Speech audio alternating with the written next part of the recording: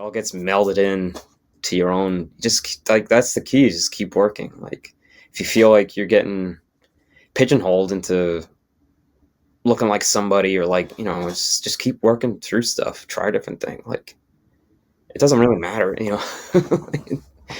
Like whatever you want to do it's valid. Just keep doing it. And like you'll eventually figure yourself out.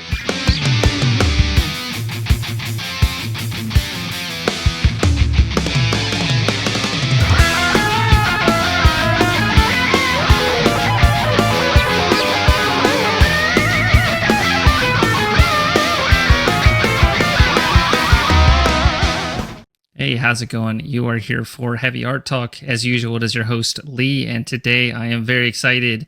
I am chatting with Tom Toye, who goes by Illogical Comics on Instagram. Tom's somebody who's been on my list for quite a while, and I've gotten some recommendations from some other folks like Chase and Josh Freekiss to have him on. And, preparing for this, I was looking through his work and even kind of like his earlier stuff, and the thing that really just stuck out to me was like how kind of wild and imaginative it is, and just like pure creativity. So I'm very excited to chat with him, learn a little bit more about his process, or maybe lack thereof process. That'd be interesting. But enough of me rambling. He's worked with a lot of bands. A couple you might know would be Gatecreeper, Deadbody, and Chat Pile. Without further ado, Tom, what's happening, dude? Hey, how's it going? Hi, everybody. Yeah, what's up, man? Well, I usually start with asking what you've been listening to. That's kind of my go-to. So, right. What's been on your? Do you listen to records, or you just kind of listen when you're in the car, in the shop? What's it look like for you? I just kind of have music going constantly. Yeah. So at home, I play like tapes and records, and then CDs in the car, and then I have like Tidal on at work and stuff, and YouTube. And I'm lucky at work, I'm able to just play whatever I want because it's kind of just me there now. Nice. So I can like listen to death metal or noise and stuff. But I don't know what have I been doing. Listen to. I feel like a lot of slower stuff. I've been back on the Doom. Okay, cool, man. Like old Samael stuff and like Black Doom. Nice. Xantatol. What the hell? There's a newer band called Necrosorcery that's pretty good. They're like, they kind of do like more black metal-y, like now, like second wave. Cool. What type of Samael type stuff? Kind of got me thinking. Do you remember like it was like 2018 or so, there was this band called like Moen of Zebeth, and then they never did anything else, but that's kind of like that Black Doom. I need to like pull that off. I haven't listened to it in forever because like I don't know what happened to that project. Yeah, it's cool. They had like a couple record, or like a demo and a record, and then I think they had like a 7-inch or something. That was the last time I saw anything by them. But yeah, they're cool. Yeah. So today I was listening to I think like Richard and Linda Thompson had one of that. I Want to See the Bright Lights record, and that I've been listening to the new Tubal Cain that I did the art for. That record's killer. It's just like real old school metal stuff. Nice. Like traditional heavy metal kind of feel? Like evil speed metal, like 80s kind of. Oh, okay. Like everything, when everything was just like mixed together. So like little Slayer in there? Like, kind of like King Diamond, Manila Roadie, but okay. Kind of like almost second wave black metal too. They're cool. Nice. They're funny too. They're like real working class, like Midwesterners. Hell yeah, I can get down with that. Yeah, they're rad. And I was glad they asked me to do that cover. You're already familiar with them? I'd seen them on tour when they were on tour in New York, maybe 2019 or something, and they were on tour with Ossuary. And they played St. Vitus here, and that was like the first time I heard them. I was like, these guys are awesome. Hell yeah. Kind of bought like whatever they had, tape, a 7-inch or something, and then kind of kept in touch with them a little bit. And then they asked me to do the cover. They asked me to do like a shirt, or like if I had anything laying around for a shirt, and then did the cover too. Nice.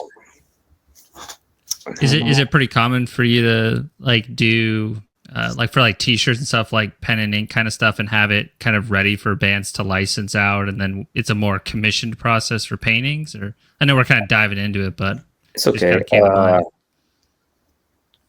I have to. It's like commission case by case basis. I don't really have anything laying around because I'm like, if I'm just like drawing, it's like real chaotic and it's hard to make stuff fit into whatever format they're trying to do. So it's usually I have to like rethink if someone asks me to do something, and like, I don't know, I'm just like all over the place. So like,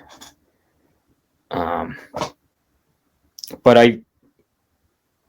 I'll ask if they want like color or black and white or something, and like kind of like figure it out from there and what I could do. Because generally, people are like, do whatever you want, which is really nice. Sometimes they have an idea. Generally, people are like, yeah, go nuts, which is great. Like, and surprising. I mean, you're like, when I look at your work, it's almost like you have a distinguished style, but yet every piece, I don't know exactly what I'm going to get. You know what I'm talking? Like a lot of times you like put like a lot of different ideas on one page, but it all like blends together in a really cool way. Yeah. You know, like there's like an element of chaos that I really like about your work. I feel like sometimes I'm way too tidy, or it's just more my style is being fairly tidy, you know? Sometimes it just comes to how brains work, you know? Yeah, I mean, that's kind of how I like think about drawing, is like thinking physically. It's how I think about art in general. So that's kind of like how I approach it. So like if I'm sculpting something, or like, you know, I'm just figuring it out as I go. And sometimes I work in pencil, sometimes I go straight to pen and like just direct pen on paper. Yeah. Nice. Because I'm just like letting it free flow. I've done a few comics like that where I just like start drawing because it goes quicker. Yeah. But yeah, your work is real detailed, and like I can see what you're saying, where it's like really tidy. Like, really tight, because you're really zeroing in there on the. It's like a strength and a weakness, you know what I mean? For me, it's like a compulsion. Like I can't help it to be like, I don't know.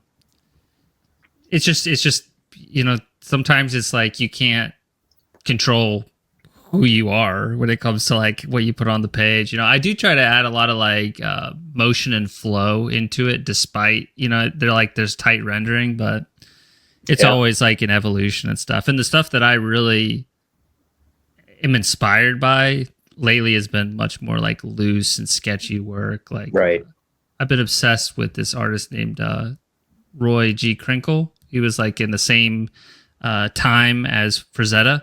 Oh, sometimes he actually served as like a mentor to Frazetta. But yeah, I've just been obsessed with his work, and his biggest strength was he was just really good at sketching. Like his final pieces are awesome, no doubt, but like the magic is his sketches. It looks a lot like Frazetta. It's that same period of like pulp and stuff. It's like everyone had to kind of like fit into more of the like job market rather than like figuring out their own voice and stuff. So definitely, I always love what people did with like in that era, like everyone's take on like Conan, and then for me, I really like the Tarzan stuff. I don't know about the story, but the way that all the jungles are drawn and stuff is very inspiring to me, because it's like you can see the shape language and the trees and the shrubbery and stuff. I just love that shit.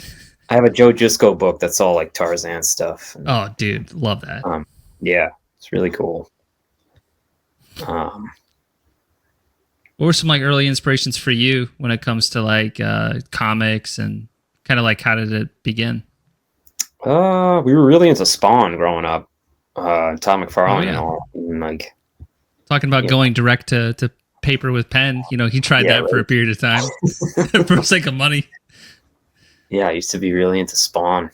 My brother and I were like had like so many action figures and shit. and I like Aliens, like the Aliens comics and stuff, and like action figures and all that. Because I think we had seen the movie when we were really young. Yeah.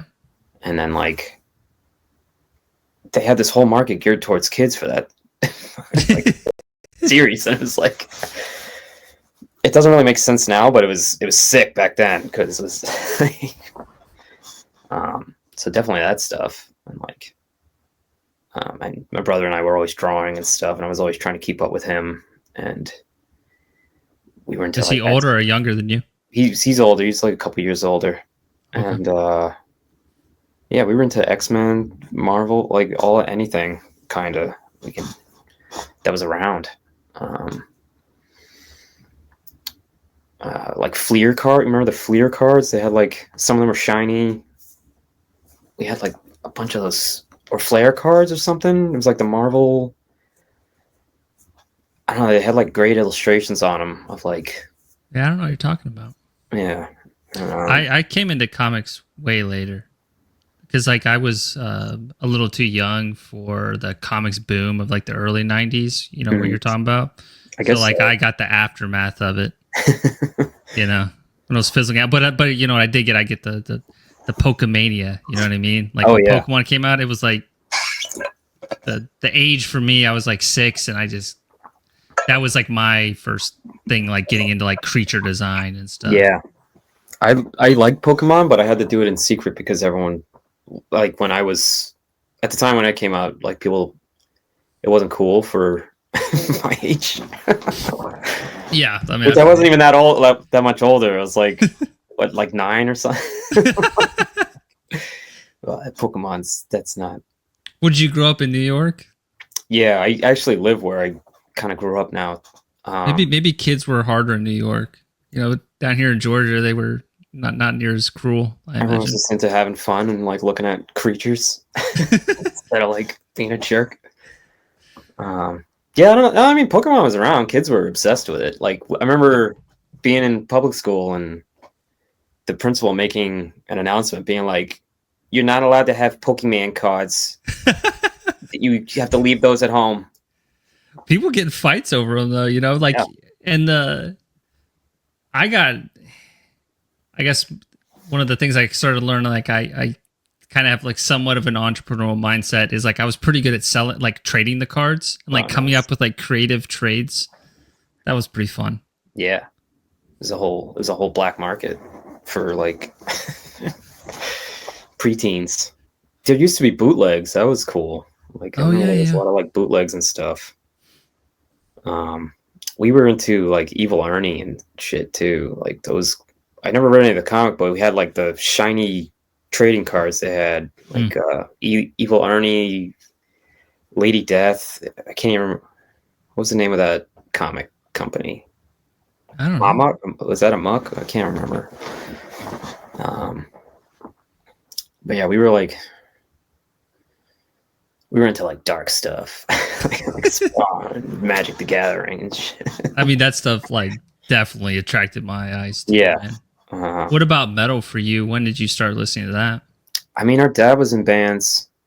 Oh, cool. So we kind of grew up with like, you know, Black Sabbath and Led Zeppelin, kind of like 70s stuff, and like Metallica. We were into like Metallica when that was, you know, still when they were kind of in their like Black Album phase. And yeah,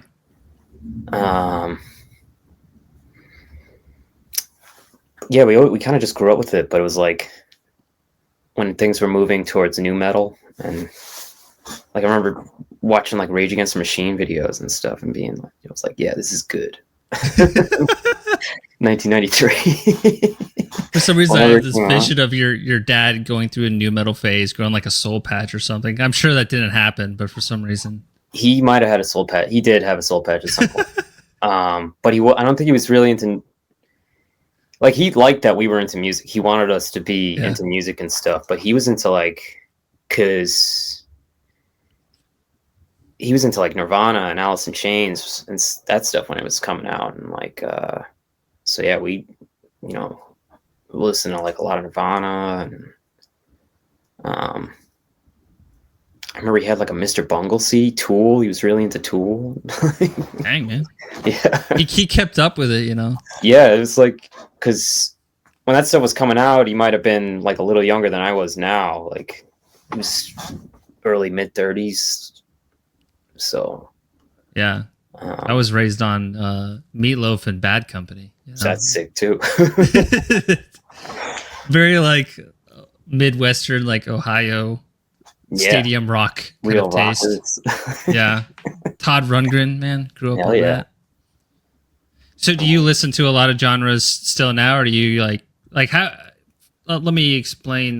Maybe I'll explain myself first. I listen to probably like half metal and then half just like everything else. Yeah, totally. What does it kind of look like for you in terms of like that ratio? I mean, at home, I'm probably like more likely than not just playing like whatever metal records I picked up or like stuff I want to listen to. But at work, I'll have to like tone it down a little bit, or like I get bored real easily too. So I have to like, if I'm listening to like a lot of stuff in a row, I have to change it up so I can like focus on each. I like absorbing music, and I don't like just having it in the background because it drives me crazy if it's just like the same. It's just like I hyper focus on it or something. And like, yeah, totally. So I need to like keep changing stuff, and like, so it'll go from like Tangerine Dream back to Deicide, back to like, I don't know, John Fahey, or like, I don't know. I have to keep like switching things, or like soul music. I'll listen to Almost like you're going soul. polar opposites. Yeah, like do something similar, man. Like Techno Tuesdays or something. Yeah, I'll go between like Suffocation and then I'll go to Enya. You know, I'll like completely flip it, dude. Love Enya. That way the heavy shit, you know, it's harder. Exactly. Like, because it just starts to feel toned down if you're just constantly listening to the same genre all the time. Yeah. Or like blurs together. And like, when I'm checking out like new albums and stuff, and I have a lot of things in the queue, I like to really break it up because I want to know which one was which.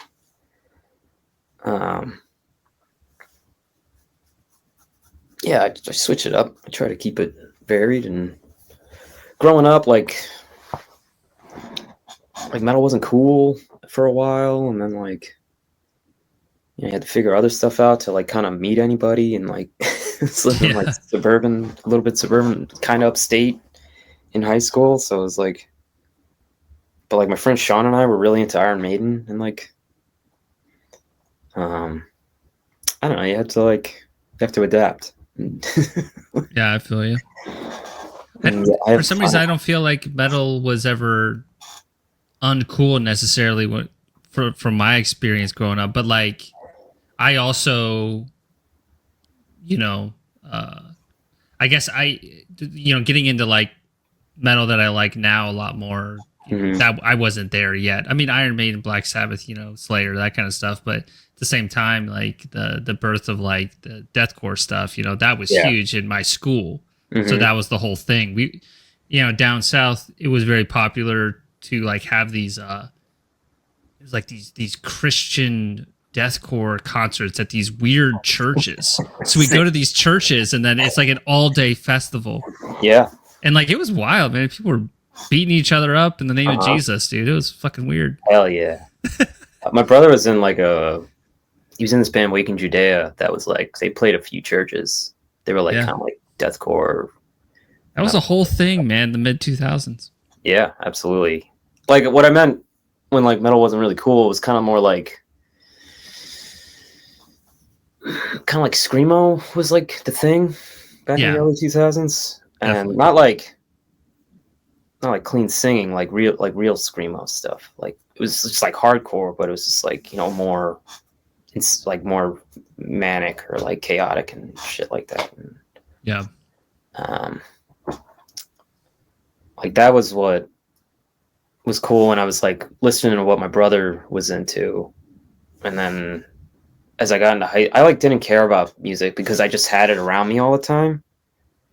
I just listened to whatever my brother listened to, my dad listened to, just whatever was on. And then as I got into high school, it was like,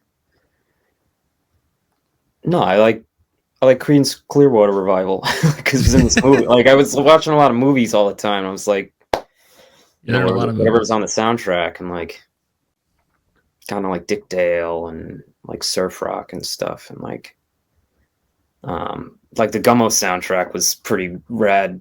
Yeah, Finding that, and it's got like Absu and Bathory and Sleep. it's all over the place, man. Yeah, it's like Yeah, I Hate God and finding out like about I Hate God and stuff. And I think for me, like high school. That's also when I started getting really interested in like psychedelic music.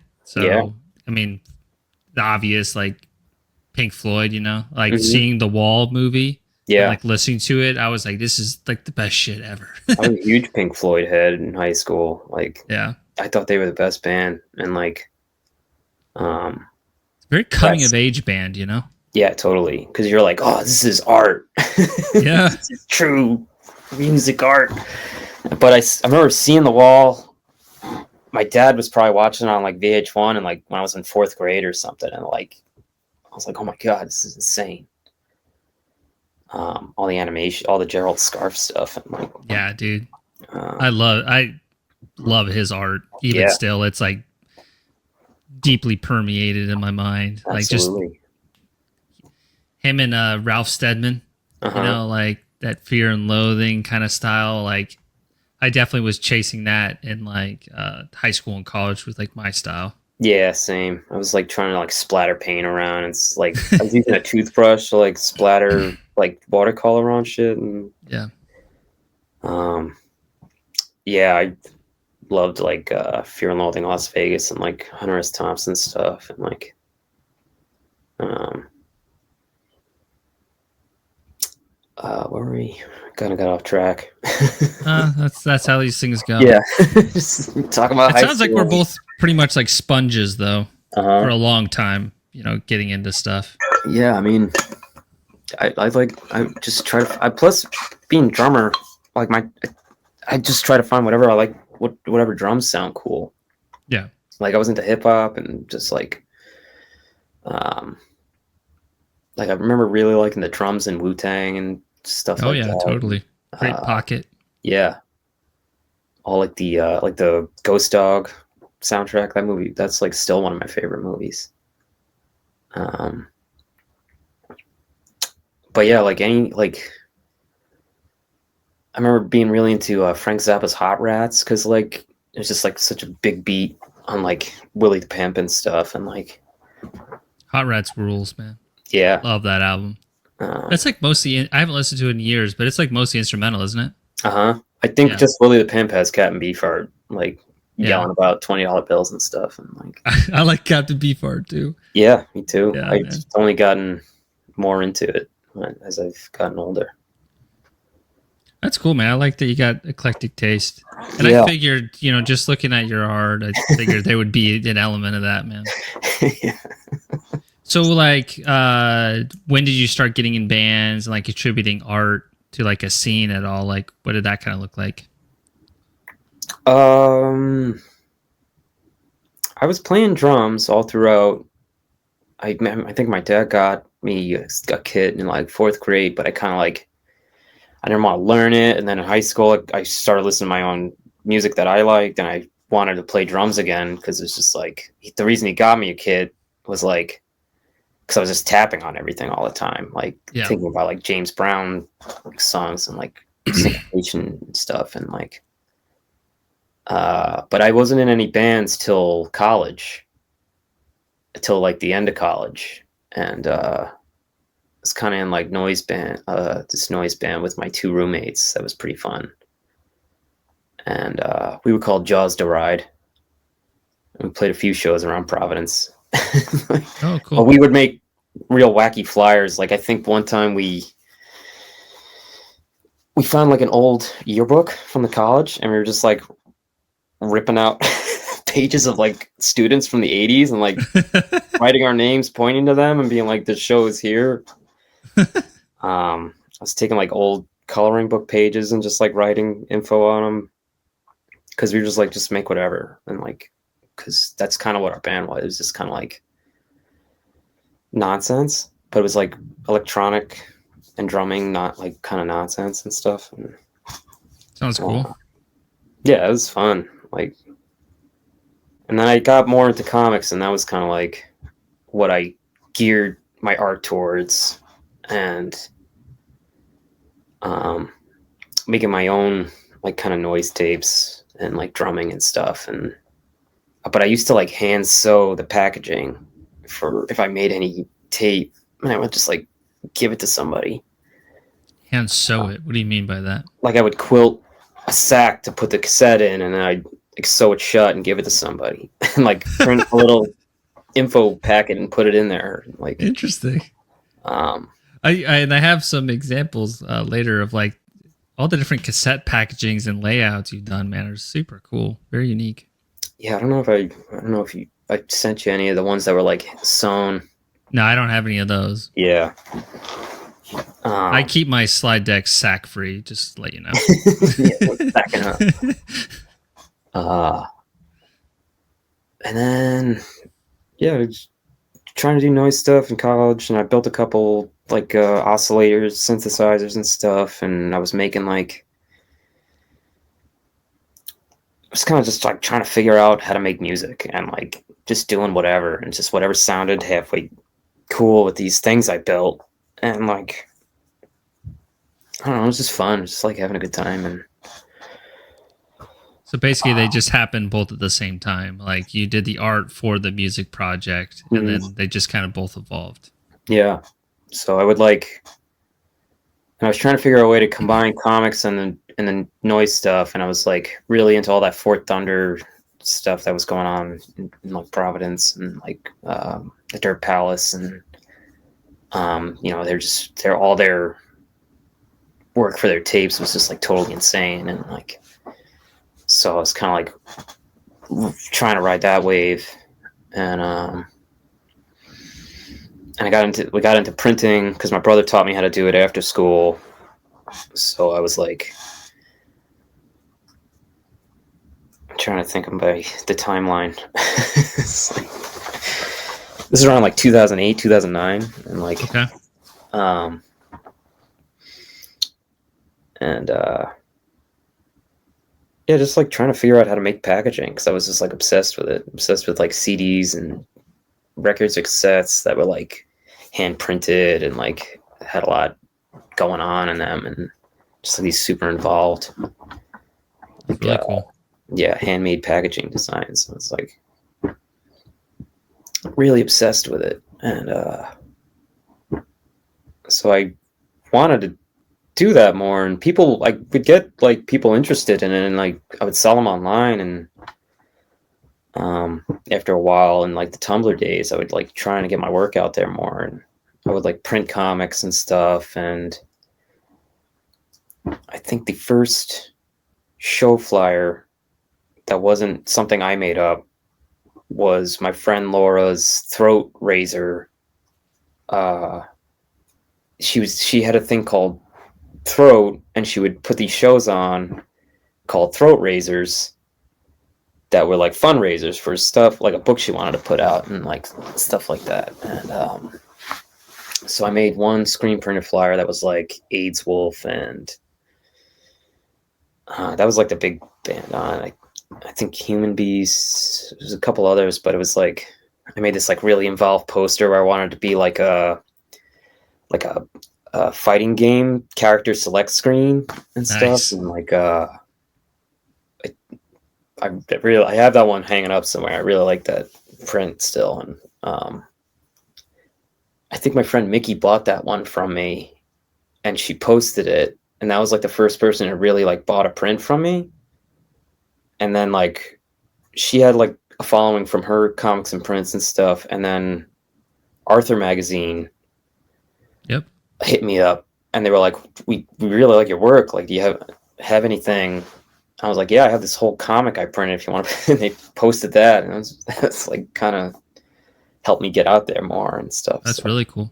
Yeah, it's pretty funny how stuff worked. And so my brother and I were just like trying to print, and he was in a band called Voyager that was kind of like guys from Wiccan Judea, and like so I was watching him like make merch and stuff and like t-shirt designs. And um, people started seeing what both of us were doing, and bands would kind of hit us up.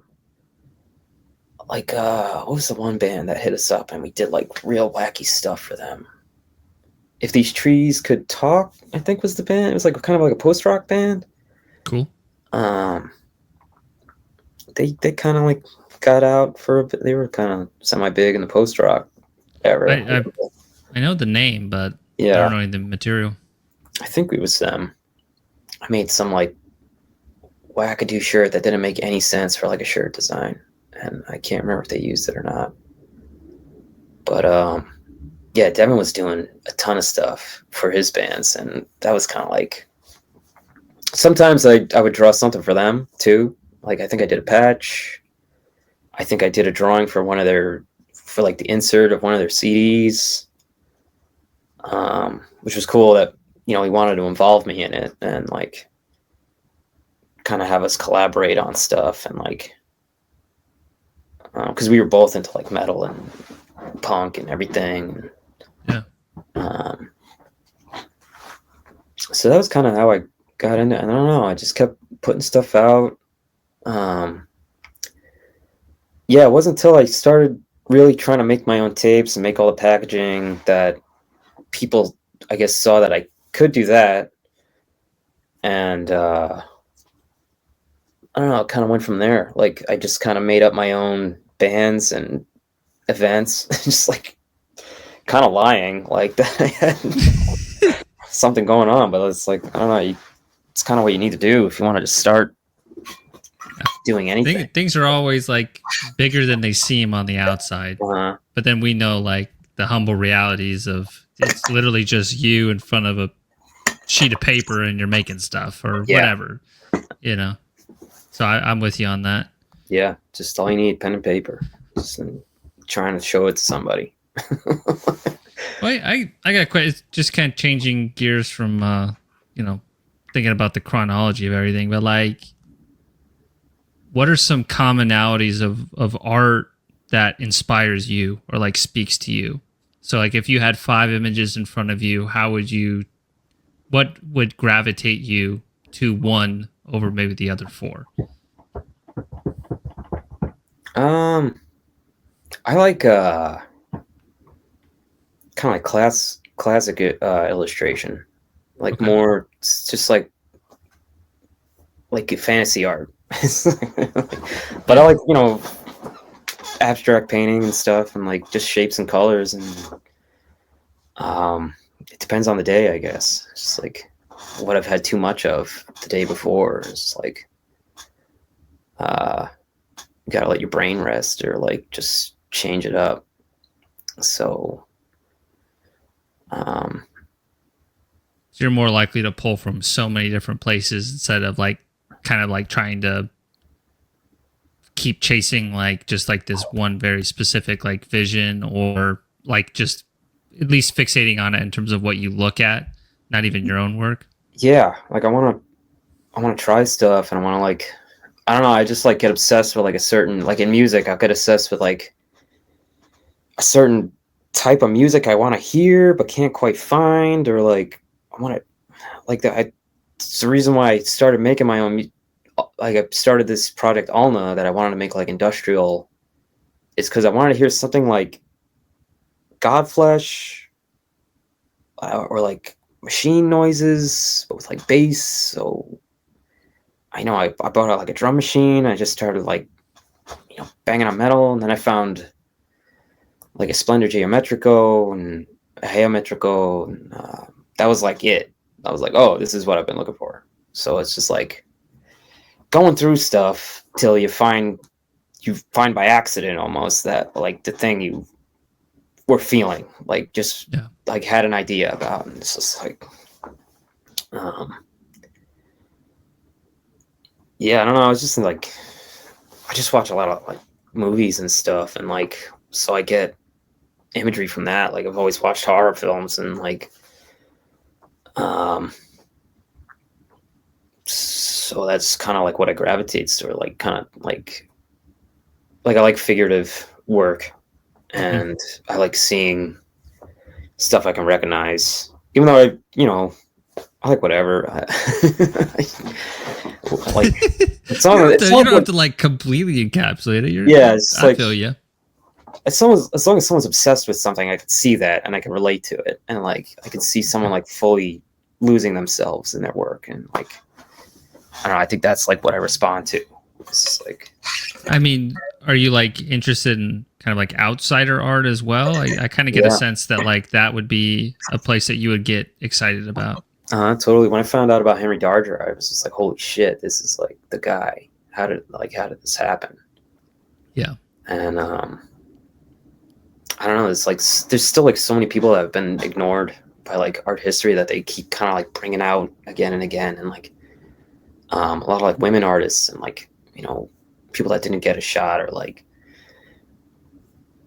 what's that guy's like, I don't know. It's just like I love folk art, and just like seeing people make something and they don't know why, but it's just like there's something compelling them to make it, and it's almost like they're possessed by it. And it's just like that's always fascinated me, and totally, because that's how I feel about like drumming. It's just like, or like why I watch horror movies or why I do anything. It's just like I don't really know why. I just kind of like gotta get it out. I gotta just do it. I gotta get like work off this energy, and like I don't know. There's no real like thought process behind it. It's just kind of like I'm just gonna follow this feeling for a bit and see where it leads me. Yeah. And, with all these things that you're interested in, like, and juggling at any given point in time, do you get burned out easily, or because you're switching between these modes so often, it actually avoids burnout? I don't know. I feel like I'm burnt out now as during this conversation, you're burnt out? No, just these days. I'm fucking with you. Yeah, I know. This is part of it. I'm just like, yeah. Like I don't know. I just working every day at the print shop and then coming home trying to paint more, and it's just like, yeah, it can be a slog, man. Yeah, it's too. I gotta like. So I mostly work on illustration stuff during the weekends now, just because like I can like wake up and just do it. I don't have to like worry about getting to work or something, and like, or like playing with my cats like for a certain amount of time, and then go trying to hit the desk for like 30 minutes. I'm the same way. I can relate. Actually, I took a nap for the first time in a long time today, and it felt pretty nice actually. Yeah, but I think that's the hard thing too. Is like I think all artists feel this, but working full-time job and then trying to squeeze out every time you have for art, it's kind of like when you're not doing it, sometimes I feel a little guilty. I don't know if you ever feel that way, but I'm trying to just like be a little more chill on myself about that. I don't feel guilty about not working ever. I feel bad when I have a deadline. When I have a deadline that I said I would do for somebody, and then I'm like not doing it. That's the only time I feel bad. And like, so I'm like constantly trying to just get something done for somebody, and especially now because like more people hit me up now, and which is a good thing. And like I'm always thankful that people actually pay attention to anything I do. But yeah, it's just like I don't know at what point it's too much, because I want to do everything all the time, and I try to. It's getting harder to evoke, like, get the energy to do it.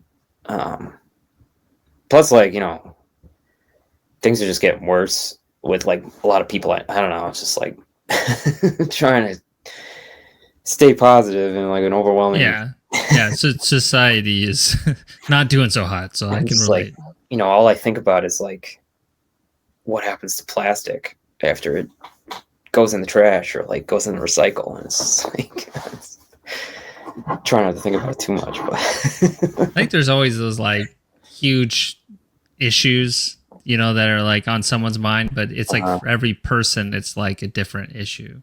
Like totally. The thing that I'm not obsessed about, but like I'm most afraid of personally, and we could name a million things to be afraid of, but like how quickly we're gonna get to like the like super AI where like it's much more intelligent than a human, and it's going to be like in the next, I don't want to get all doomsday, but it's going to be a lot sooner than a lot of people think. Yeah.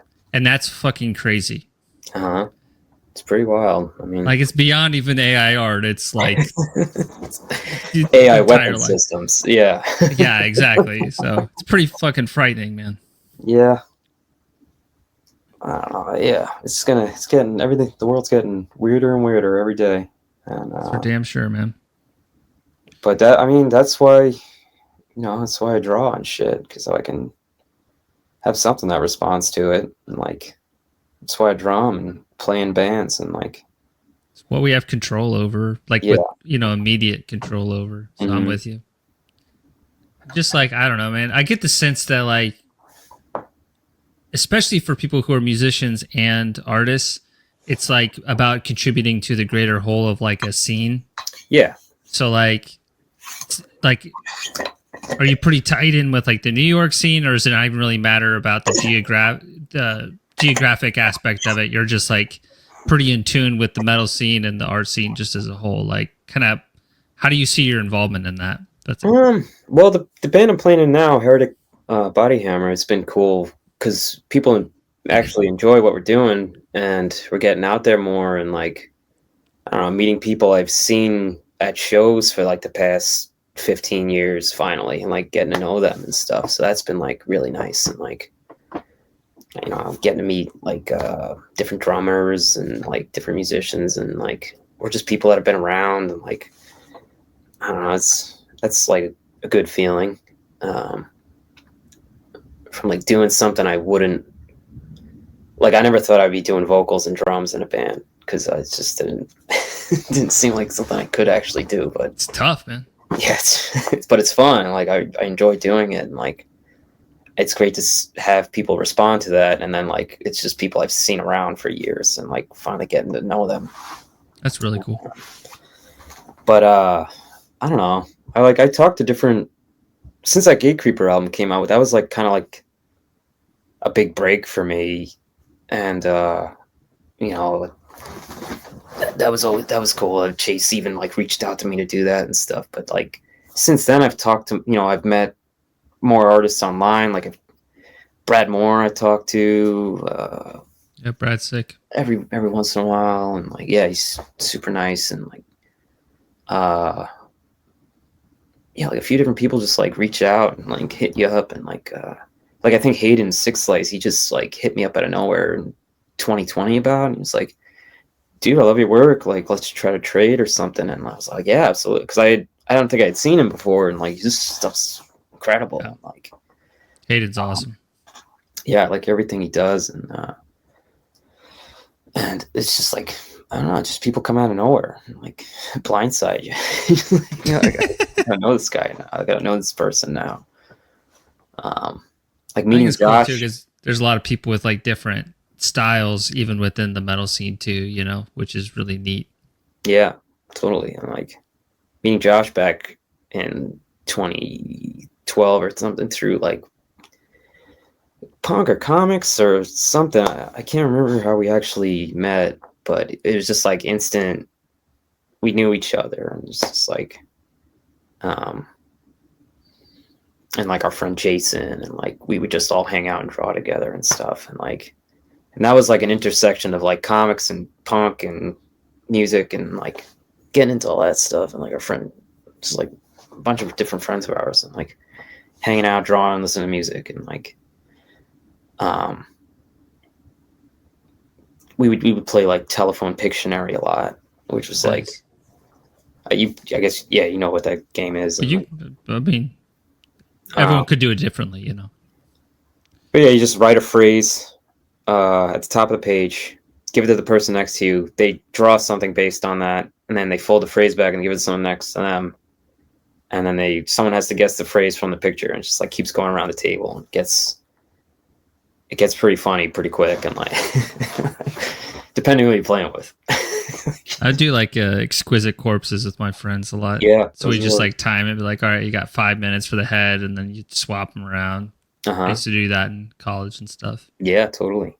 It's kind of like that type of thing, and like, yeah, just like doodling on each other's drawings and stuff, and like, I feel like I don't get to do that anymore because since like the pandemic or something, like, and a lot of like friends I had here that would actually ask me to hang out, like all moved away. Plus, I'm always busy now too. Yeah. Well, you know what, man? With internet and mail and stuff, dude, I'm sure there's opportunities like something. Totally. I tried doing like collaborative comics through the mail and stuff, and it's just like kind of like lose track what's going on, or the other person takes too long, or like I don't know. Yeah, but totally. I've tried to do a lot of stuff. Well, if you're busy, it's mostly because you're being successful in some regards. So there's a silver lining to it. Yeah, you'd hope. Well, I mean, one would hope. You're posting tons of sick work with really cool bands, man. Sometimes it's like you kind of forget because you're so stuck in the day to day that, like, I don't know, man. Look back 5 years. You know, you've gotten better artistically, and you also have gotten more opportunities. So, oh yeah, totally. Like, you know, it's a time of reflection. This 2-hour conversation. Just sending you stuff in the past couple days, I'm like, holy shit, I forgot I did this, and like stuff I haven't looked at in years, like prints I did, and that are probably still sitting in a box in the closet. So I have to make a website so I can like sell all this stuff. I've started doing Big Cartel, and I mean I like the platform. Yeah, it's not perfect, but it's pretty cheap and straightforward. Like, it's simple. Yeah, I had a store envy for a long time, and it just like deleted itself. I guess it just went inactive for a while, but that was like free, and you could put as much stuff as you wanted out for sale, and then they started like charging customers service fees. They started taking more fees out of it. I was like, all right, I gotta stop using this. Well, that's always how it goes with tech companies. Yeah, I mean, everything's you gotta pay for it. Okay, I got like maybe one or two more questions. And of course, the floor is yours too. So anytime you want to speak on some, you know, or ask me anything, you can. But I was curious, like, what areas of your art you're looking to explore or improve, like in the next year, or you could do 6 months, maybe just like right in front of you. Oh my God, everything. Speed. Try to focus. You look like you draw real fast. I mean, when I actually put the pen to the page, it goes fast, but sitting there staring at it, wondering what to do is like a whole other thing. Okay. Fair enough. And just like being able to put the phone down 2 goddamn minutes to like get something done. I guarantee you I'm much slower than you. That's probably my biggest illustrator weakness right now is I'm slow because of my approach. Yeah. I mean, your stuff is so fucking detailed and like it's so sick. It's a curse though, man. Yeah, absolutely. I mean, but it's also like take your time. Go slow. There's no like who gives a shit? Like there's no rush on anything. Like I love your New York accent, man. I don't hear enough people with it. So I'm sorry, it's like I'm not used to it. Like I see in movies, you know, when people like give advice, they have New York accents. I just literally thought I was, you know, hearing that. Yeah, who gives a fuck? It's great. It really comes out when I'm driving. Yeah. But yeah, so you want to get faster, have a little more discipline with the phone. Ah, shit. What else?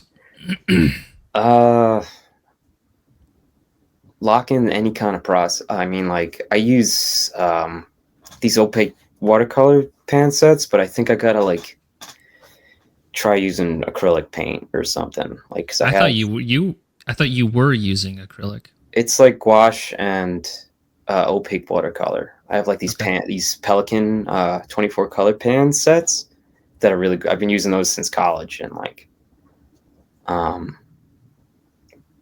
they're just so easy.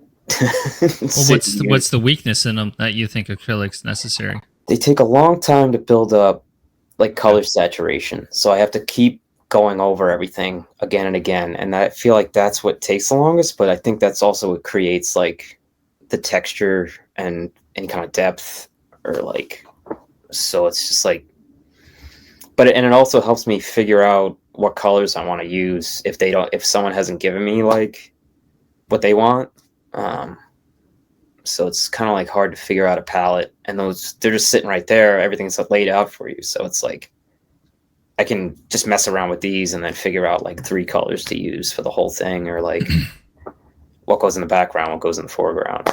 Yeah. Yeah, I don't know. I feel like I have to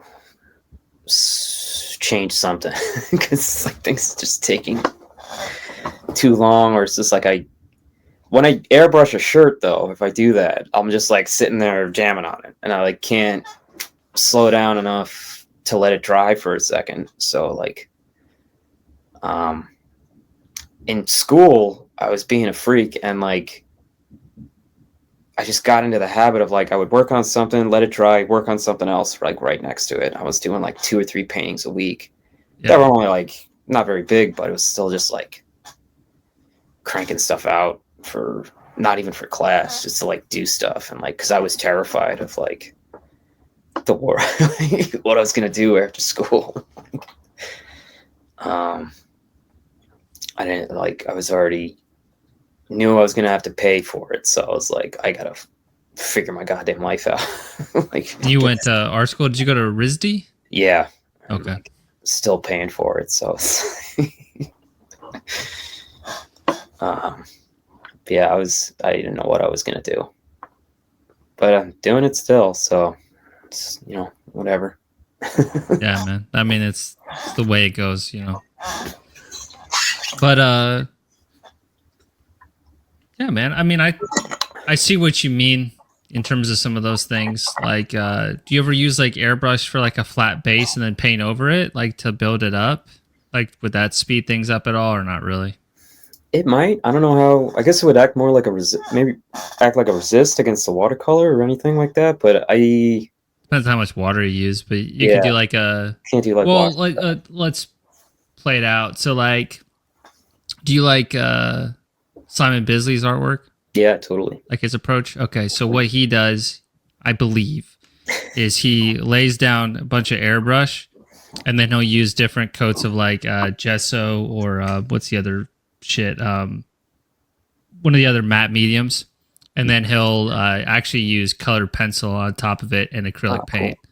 Yeah. And like Mike Butkus, who's a concept artist, he kind of has a look like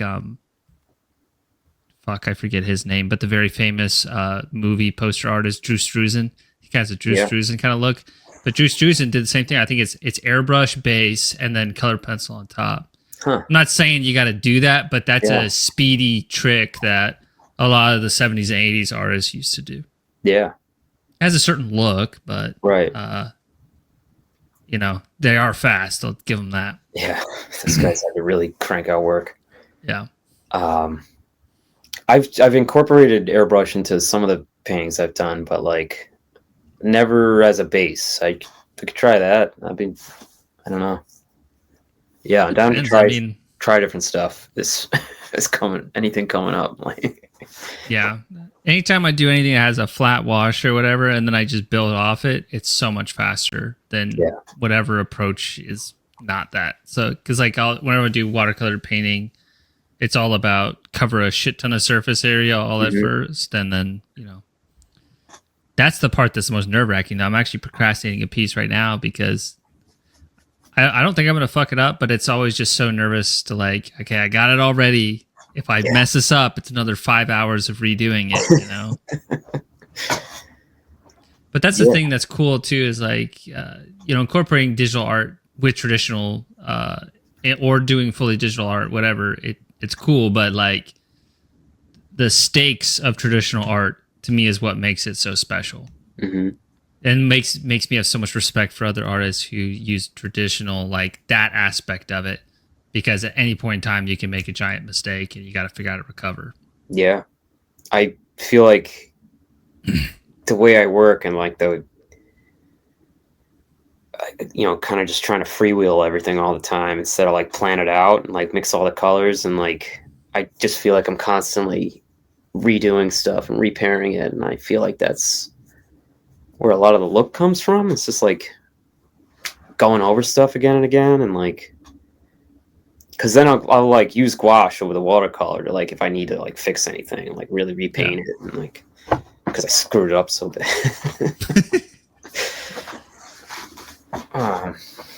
Yeah, I don't know. I've got to like, I want to try different stuff. My brother's been like, he got an airbrush too, and he's been fucking cooking with it. Like, he made all these paintings for me and my family over the holiday, and like, they're all awesome. Like, what do they look like? Kind of.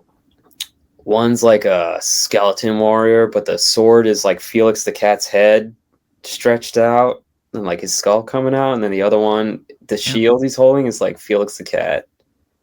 And you like gifted that to your mom or your dad? He gave that to me, and then he gave the one he gave to my parents was like I can't remember, it was like a truck because my dad's a trucker, and like nice something going. I can't remember it now, but I can't remember the rest of them. He made one for my cousin that was a picture of his parents from Halloween. That was like my uncle dressed as an executioner, and my uncle's kind of like this big. He's always like worked out, and he's like a big guy, and like so he's like ripped in it. And then my aunt's dressed as Elvira, and they just look awesome. Like, dude, that's sick. And he like nailed it. It looks exactly like the picture. It's so good, and he did it with all airbrush. And, damn. It's a hard tool to like use completely on its own. Yeah, totally. Like just using it as like a supplement is kind of how I've always envisioned using it for myself. Uh-huh. Like I've been using it for like smoke effects or like extra lighting or something, and like, yeah, people that have the patience to like block stuff off and work on it's like it's all the masking, dude. Yeah, I anytime I can avoid using an X-Acto knife, I'm going to do it because I'm terrible with the damn thing. Yeah, my brother was doing one. He was telling me he like masked all his stuff off, and then I guess he didn't use a good sheet of paper that he was doing it on, and he like took the masking. He was trying to be careful, but it like ripped half the painting off, and like Jesus. Luckily, he took a picture of the pencil drawing that he did, and he's a printer too, and he just made a screen out of it, and he like printed it, and then he painted over that. Like, yeah, just like comics with a blue line or something. And like saved it. Nice. Let's get into some art. Yeah. What do we got? So these are this is that album cover you were talking about earlier, that band. Yeah, Tool Cane. Yes. Yeah, I was psyched these guys asked me to do this because like they wanted the logo painted, and they wanted just like an old school metal album, and like the title too, right there at the bottom. Yeah, Slam Abyss. And they wanted everything just like painted into it, and I was like, yeah, that's sick. I want definitely. And they wanted their portraits on the back, so I had to work that into. It's just a 3-piece, huh? Yeah, husband and wife, and then they had Bo on bass. I think Bo just left the band though, because he moved away. Okay. But yeah, it was. This is all. Maybe a little gouache and like opaque watercolor. And, I love that like seafoam green you have there, man. Like that's so cool. And then you translate it on the back. Yeah, yeah. It's just such a cool color scheme. Thank you. Yeah, I wanted it to like. This is one that took me a long time to figure out what the colors were gonna look like. I did like a digital sketch, and like I just had like. Because I wanted it's supposed to be like a black hole, black sun, and like they wanted fire, but I was like I can do lightning because they had lyrics that they wanted me to go off of, and it's like a specific thing, so it was like Christine was like, we love the way you do fire. We were hoping you would do something with fire. Like, I was like it's hard to like work that into this image you wanted, so I could do a lot of lightning and stuff, and like So we want it in the ocean, but we love your fire. Yeah. So I was like, yeah, just trying to figure out the lighting, what it was going to look like, what did things look like under a black sun. Yeah. And then I wanted, so like that would be, the front was like you looking at it, and then behind you was them coming out of this like swamp. So it's like I wanted the water to kind of like work together, but I kind of made it work. Is I don't know. They were like, "Don't worry about it. It doesn't have to be like a wraparound cover." And I was like, "Okay." Yeah, trying to do that. But this is like one of the problems of how I work. It's just like I don't think of things till later, and then I try to make it work, and it's like, I don't know. It still worked out. I love this album. well, I mean, you have other examples where it's a more cohesive, like full wraparound. Yeah. A couple times I have to work on a gatefold right now too, so I have to like think about the same type of thing. What like size are you typically working at with these paintings? They're about like I knew this was going to be a 12-inch, so I like made it a little bit bigger than that, so it could like shrink down.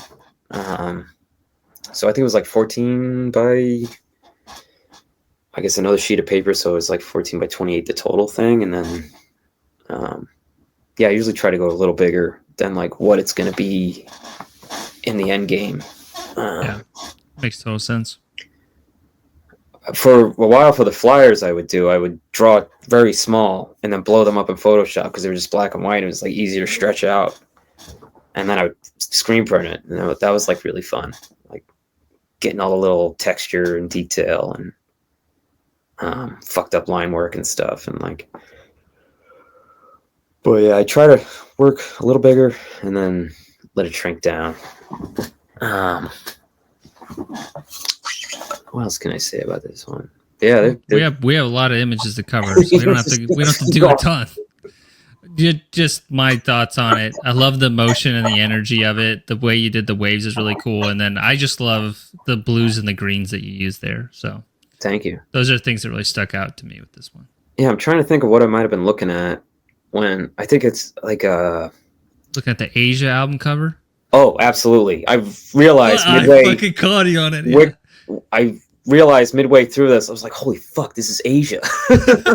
Oh my god, I made the Asia album cover. I love that album, dude. That's one of my favorite covers, man.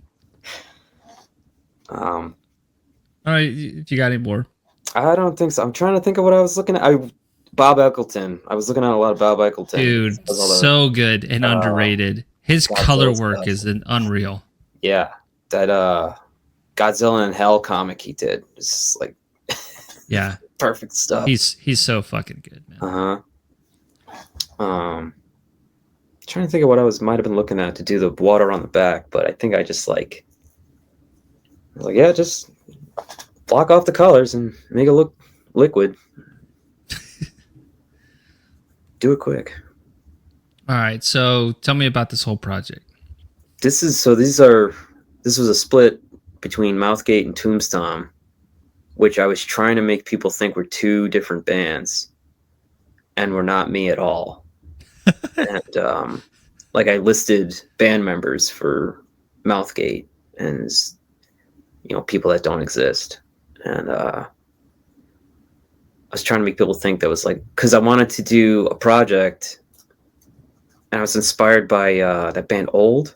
It's like James Plotkin's old band. Like they started as like the super grindcore band, and then they got gradually more electronic as a like Formula is like one of my favorite albums too. Like, so I was like thinking about that, and I wanted to do a project where I made up a band and I created a narrative from tape to tape where like members dropped off and their sound changed, and as their sound changed, you'd see like the lineup change, or like how the design of the album changed and stuff. So I wanted to like make a comic out of like albums or something. and I would put a comic in each one, and it'd be like different subject matter and stuff, and like, so I just like made up this idea of a split because I was doing these two different. I was trying to make a black metal band with the synthesizers I had built and drumming and stuff. So that was like Mouthgate, and then I was trying to do like industrial stuff with also drumming, but that was the Tombstom stuff. And like I would play live as Tombstom if anyone ever actually asked me to do that. And like that was the other thing too. My brother and I and Josh and like a few other friends, we were working at this record label around like I started there in 2012. Devin had been working there around, I think he started there in 2011 or 2010. And he got me the job there when we were going to start doing all the screen printing there. But we would have like warehouse shows and stuff. And like I was able to do like solo performances. And so I, started trying to make up bands and make recordings.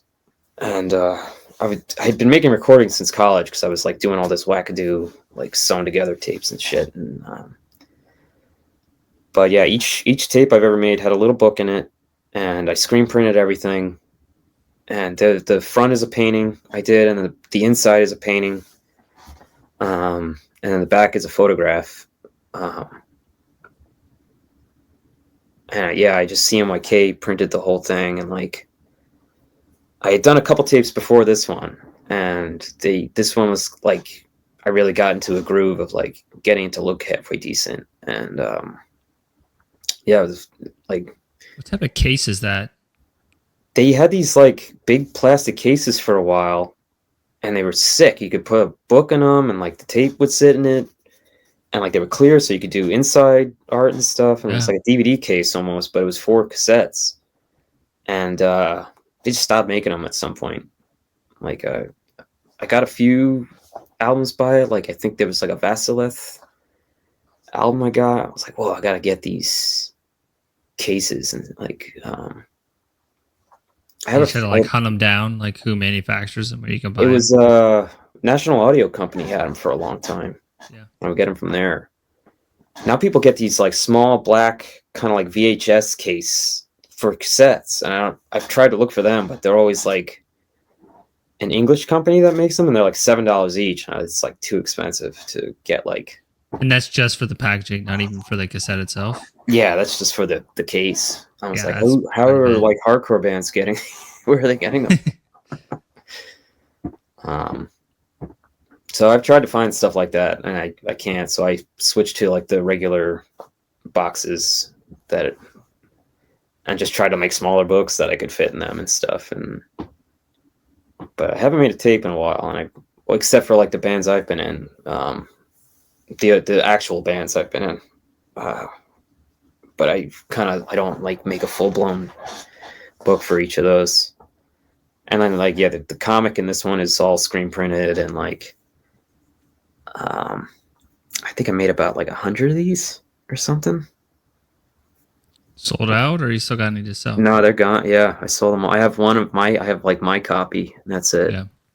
Oh, I have 2. I can see it from here. I think one's broken though. I think it's all fucked up, so I can't. Yeah, let's shift to the next thing. So here we go. I put in this. So this is like an example of the comic here on the right then. So is there any dialogue, or just purely visual comic? It's purely yeah, it's all images, and that's what I would try to do with my comics. I would try to make them all like dialogueless, so anybody could read it. I didn't want to use I didn't want to use like English or like any language or something. I wanted it to be the images creating the language. And like so yeah, this one's like a guy is trapped in this tower. He's got a cage on his head, and he creates a hole in the darkness of the tower where a mantis comes through, rips his head off, and then the mantis goes back into the hole he created through his thoughts, and he grows a new head that's a demon, and he climbs out of the same hole he manifested in the first place. I don't know how clear it was. Without a cage on his head, though. Yeah. So he gets out, he escapes. That's upgrade. Yeah. That's cool, man. But yeah, that split is the inside painting of the case art. This bottom one with the UFO and like the skeleton. Yeah. That's the one Chase was like, you still make paintings like this? And I was like, yeah, man. And he's like, you want to do the next Gatecreeper? So like that was kind of like the painting that Chase wanted me to kind of so that led to this. Working on this album, because he was kind of showing me like the Depravity, Silence of the Centuries cover. They wanted like weird Finnish death metal kind of like feeling to it, of like a definitely like a Dramalek kind of like look. Yeah. Like a weird like location or something like. So I painted this. I did a couple sketches of like pillars made out of dead bodies and stuff, and like just kind of like a lot of smoke and mist, and I wanted this like insane vortex opening up and stuff, and like, so yeah, it's just about like gateways, because it was called what's that album called? It's called like An Uncertain Reality, right? Unexpected Reality. Unexpected Reality. So it was like all about like opening different vortexes and dimensions and stuff, and like really evil things coming through the doorways. But yeah, I got interviewed on this cover and stuff about this for some British, I think like hardcore magazine. They were like asking me what was the influences in it, and yeah, it's like a lot of horror movies. Like the eyes I got from like Black Christmas. I think like when the guy's looking through the doorway. Like, oh, nice. Reference that and stuff. But yeah, they were working with them. It was great. They gave me enough time. Like I was trying to like crank it out because it was like my first really big, like record album that I had done. I had done one or two before for like friends bands and stuff, but this was like I was gonna get paid. Do you know how he even found your work? I think we followed each other on Tumblr. Okay. Like back when Tumblr was still being used, and I was like, oh, I know that guy's in Gatecreeper. Like, that's cool. So I think that's how he just kind of like kept following me through social media stuff, and like, I don't know how he found it before that though. Just probably blogging stuff on Tumblr. Well, I mean, cool thing about Chase is just like he just loves visual art. Yeah, he's totally keyed into like, everything going on. Yeah, he's teed into it all, and just like I don't know, it's very cool talking with him and working with him. This thing on the right, this is for the Atlanta show last year. I'm bummed I wasn't able to go because I was in Japan, but sick. Oh, just subtle flex. I was in Japan. No, but dude, the fucking poster is sick, and the way it was like colorized and all that. But I have the original drawing here, and would have loved to snag that. Was this a pretty quick timeline on that one? That one, I actually drew that years ago when they first asked me to do a couple t-shirt designs, and I gave them 3 things. One was this. The other one was the shirt they actually got made, which was like a long sleeve. And then the other one was like a cactus demon that was actually used on the inside of the album. Oh. So this was like the 3rd drawing. They never ended up using. And I had it sitting around, and then Chase asked me to do one of the flyers, one of the posters for this tour. And I was like, I was working on I didn't have a lot of time, so I was like, yeah, I want to do something, but you guys know you have like another drawing that you paid me for sitting around. Like, he was like, oh shit. I was like, yeah, you want to use that? And he was like, yeah. So I just kind of like, he wanted it in color, so I just kind of reworked it digitally and like filled in the colors and stuff. And like, yeah, I was glad it worked out, because I was glad to actually be able to show this to people, because I have this one framed, and I like looking at it still, because I like the way I did the texture in the bat demon and the dead body on the bottom. So Yeah, it's really nice. Did you ever like? It's like something that for the sake of speed, there's no need to do the ink around the edges of the paper. yeah, But I still find myself compelled to do it, even though no one really sees my originals that often. Are you that same way, or do you just like? Are you better with your time in regards to that? Depends. Depends if I think people are going to see the actual drawing, I guess. But I like. There's probably something on the back of this that I was drawing on it because I was just ripping stuff right out of a giant drawing pad and like. I don't know. I don't really think about showing stuff later on, and I should. So like a lot of stuff will have stuff on both sides that I was just kind of like messing around with paint or like drawing stuff that I was going to be shirts. Yeah. And I just did everything on one sheet instead of like using two sheets. So yeah, like a lot of stuff's just like grouped up on both sides of the page or like I don't really think about like I just know I'm going to scan it and then put it on a black background anyway and yeah. So yeah, I need to be better about presentation. Well, not necessarily, dude, because the cost of it is I spend an extra hour or two cleaning up edges that no one's going to see because I am so like anal about it, like looking like a finished piece. You know what I mean?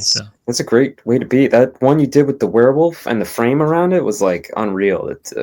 The padding in the frame, I was like, damn, that's fucking rad as hell. Yeah, dude. I've made a few frames and stuff, and it just takes forever.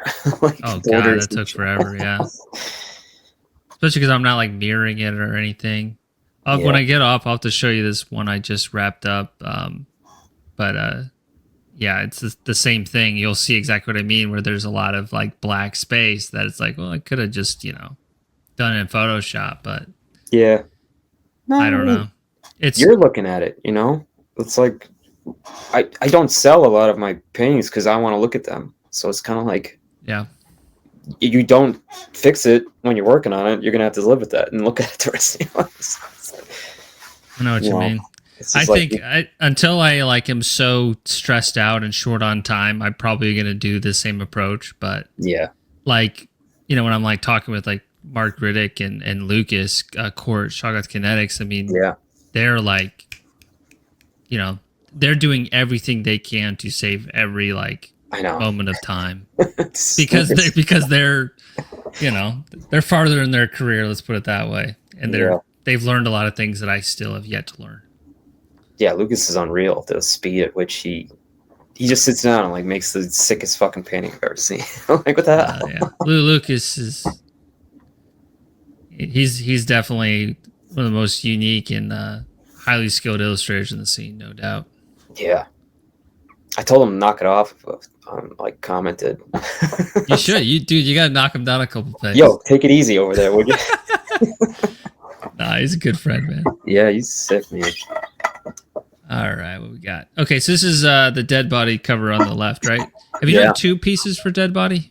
That album, I gave them two sketches. Okay. And they couldn't decide, so they said do them both. And I was like, okay.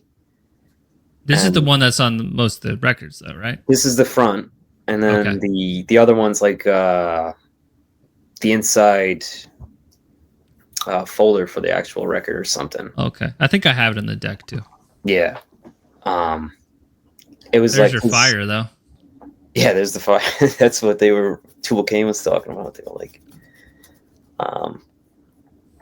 yeah, this one was cool to work on because it was just like this fucking dead body popping out of a coffin flopping and like. Sorry, I just think about the Robinson shit on Corncob TV. Yeah, this is Corncob TV right there. And this, I think this had a little bit of airbrush in it, like for the white and the fire. Like, there's a little bit of yellow, and like I think their eyes in the background. I think each of them have like a little bit of. Oh, nice. Made a little bit of glow. I can see it now.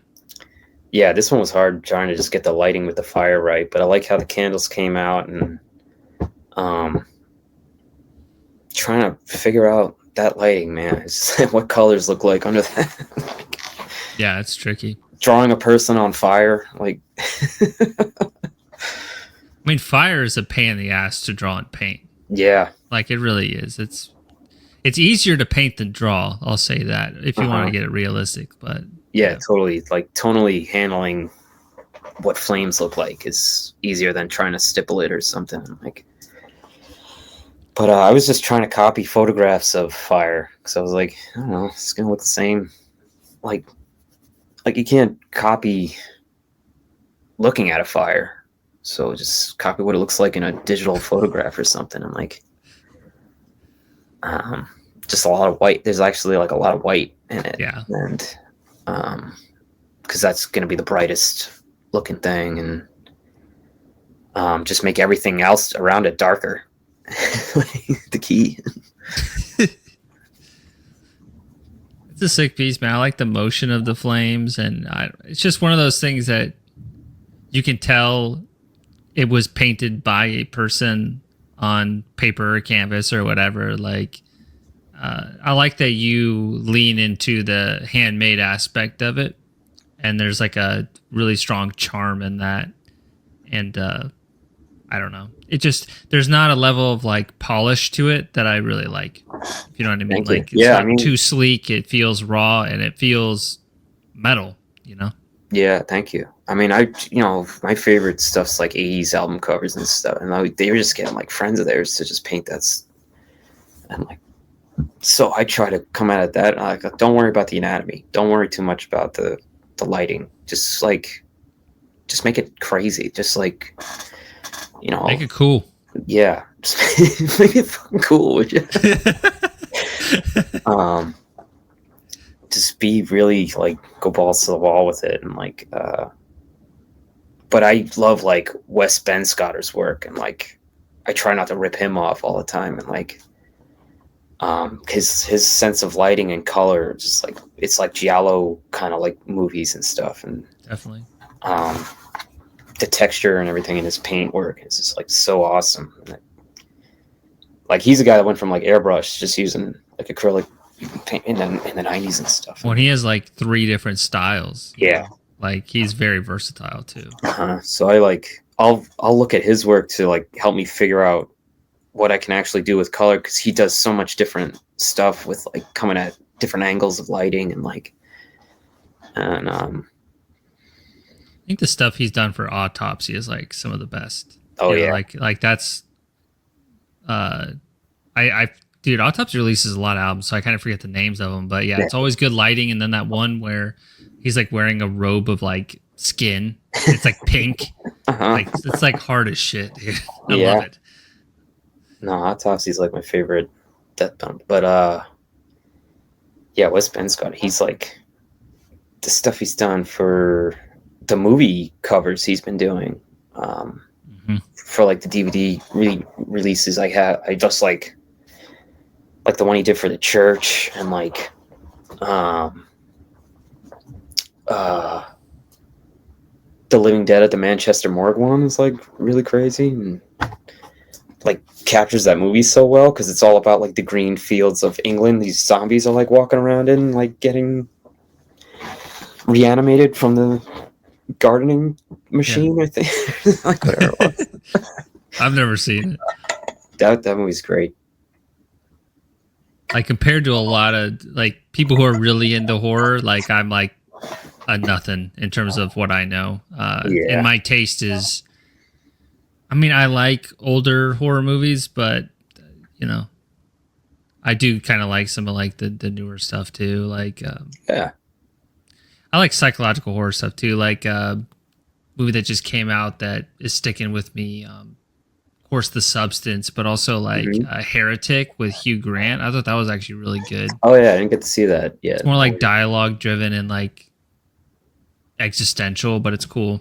Yeah, I want to see Hugh Grant be evil, because he's good, man. Yeah, he's good. Yeah. Because I love The Lair of the White Worm.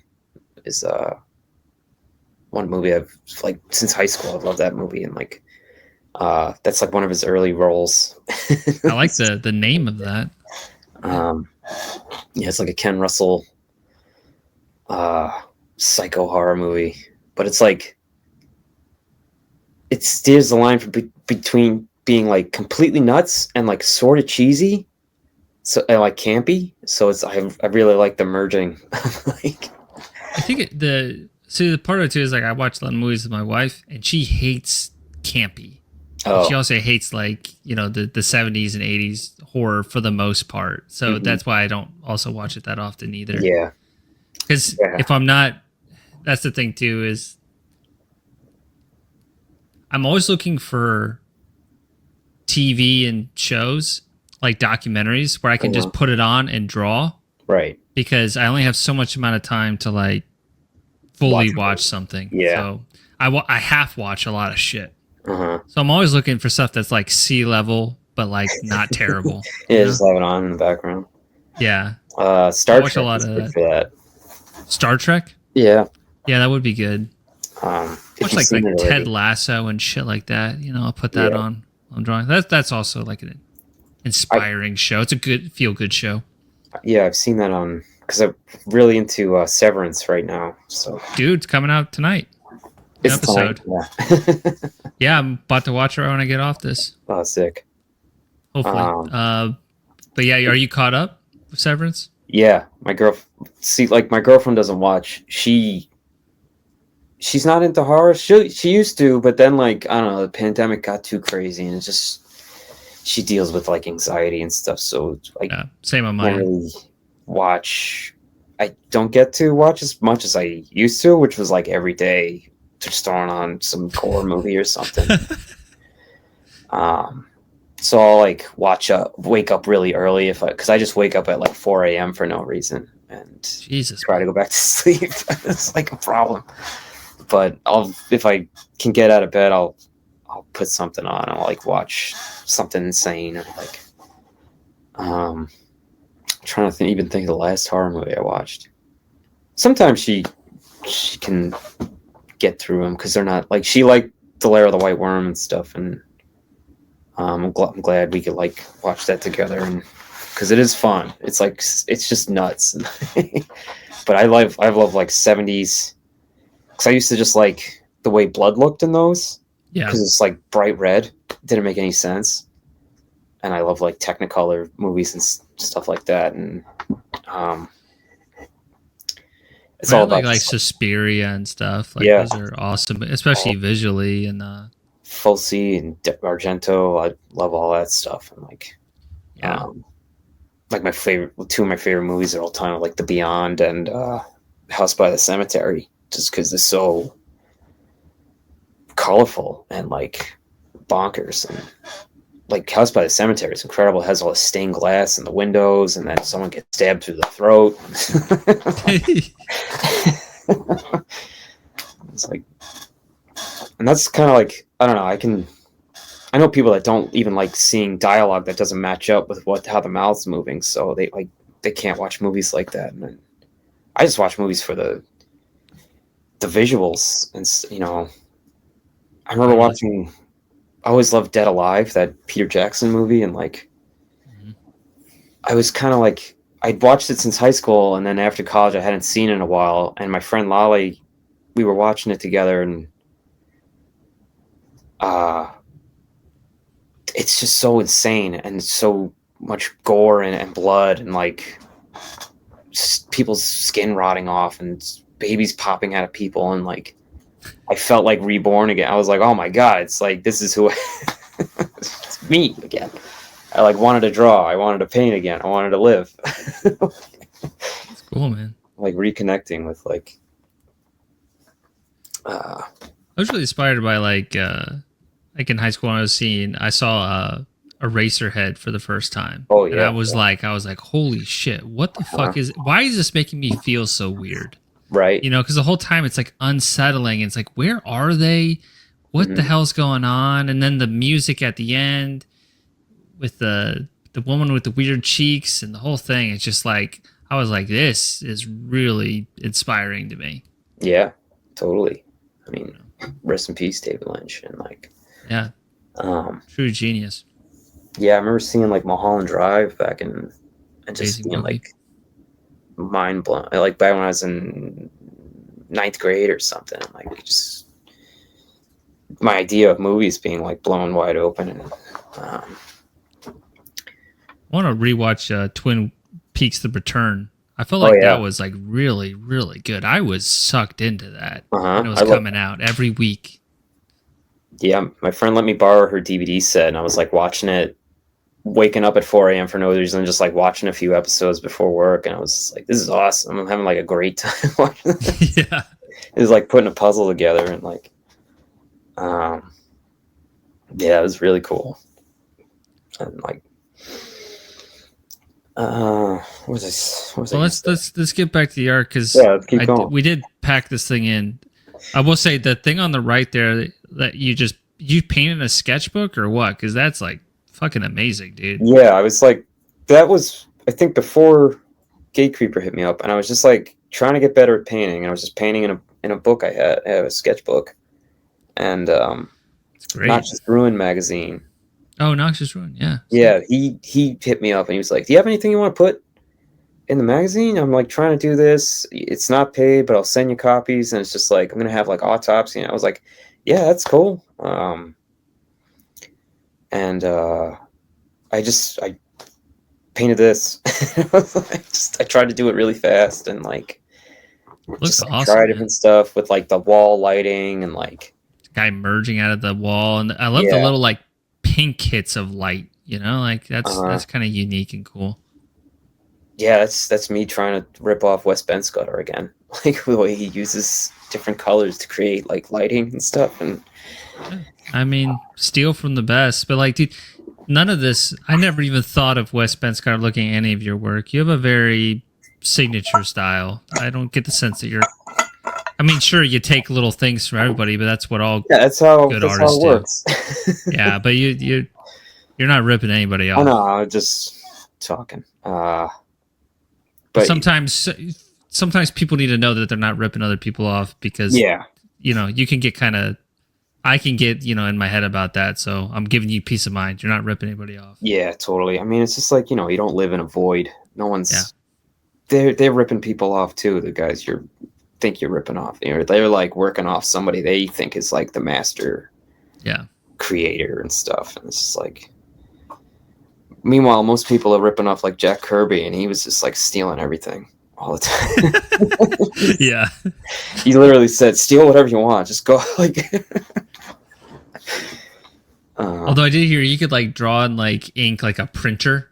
Like the way he would map out compositions would be just like from the top and then just go down. Yeah, he's unreal. Like I mean, there's a quote from his son that he's saying like he would just hear his dad like punching walls and stuff while he was drawing.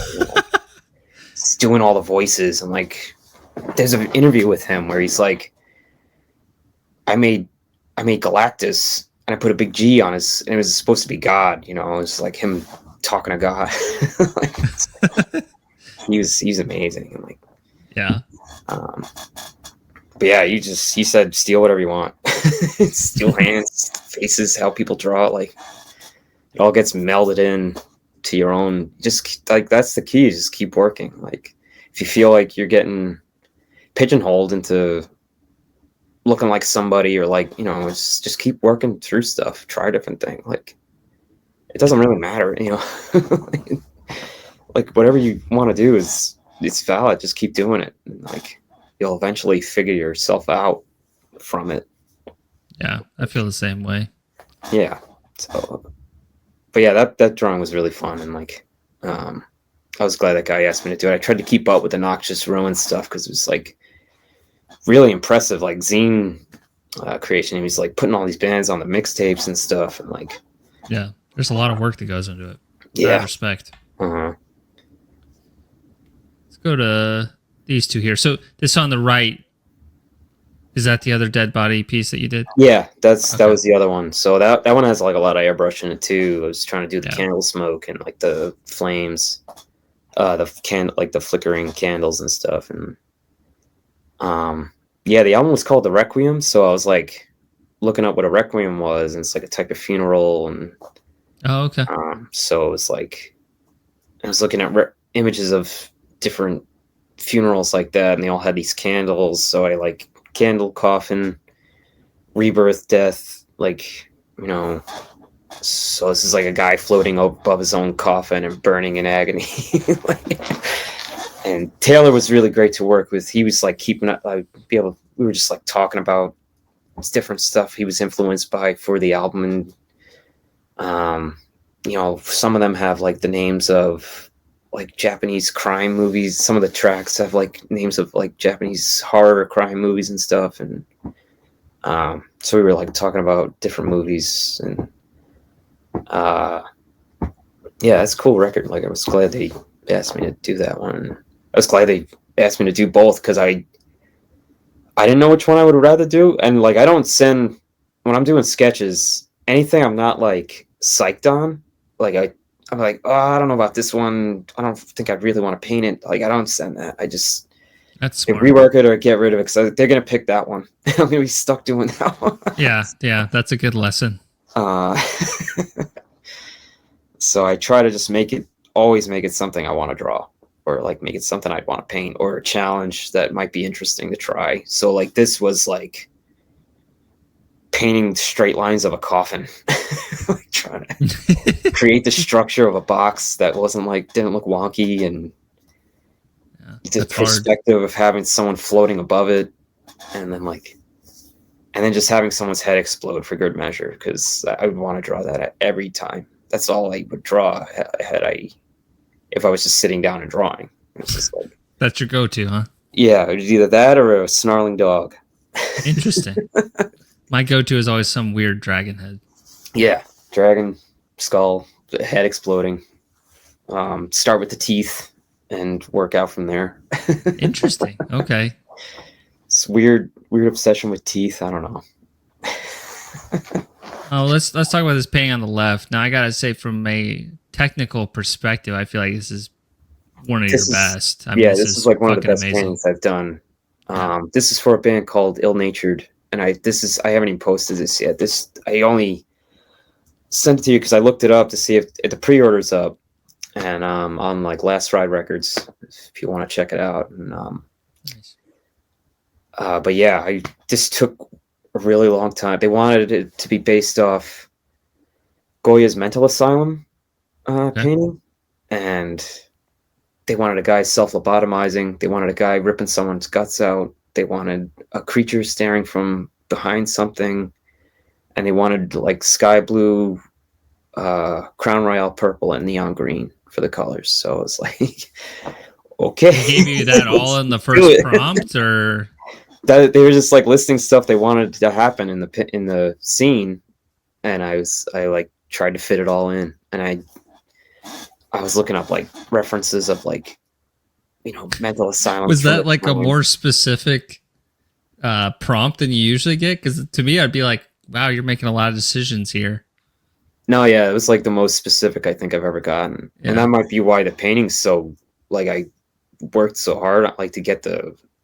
Yeah, perhaps. Hey, it's a killer painting, that's for damn sure. Yeah, so I was using like airbrush to get the light, like the light coming through the windows. Like, okay, that's how you did that. Section.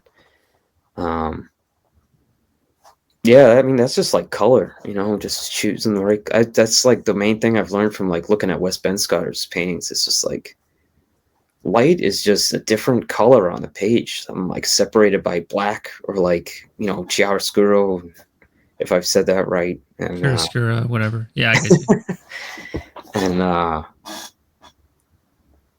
yeah, I remember I got an early illustration gig from my friend Vinny, who was working at this place called I can't remember, something narrative and it was I was going to illustrate an article about a priest that was into heavy metal, and he was like a French priest, and he would like talk to kids about like why they were into metal and stuff, and like he wouldn't like try to like convert them or anything. Like he was just like, interested in it because he liked it.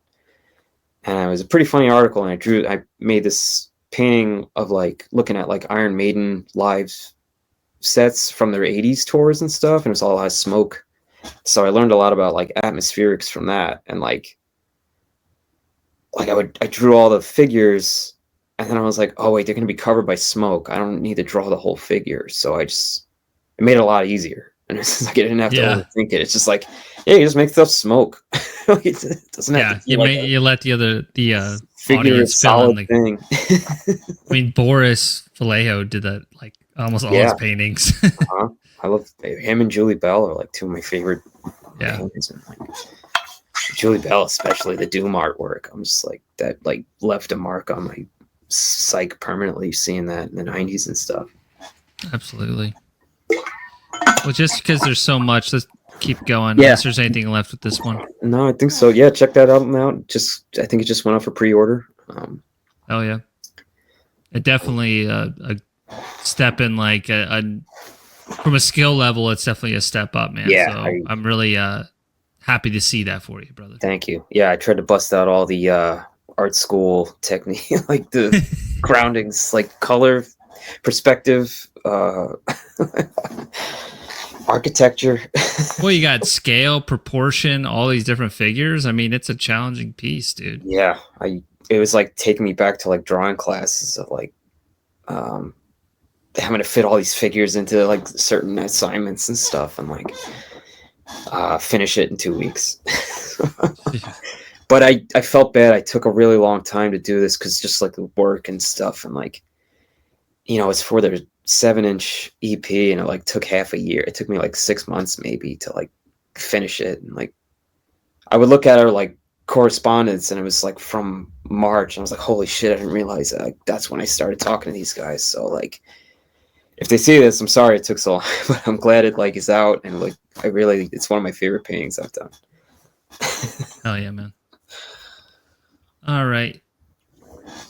Just quick on these two. I'll let you speak on.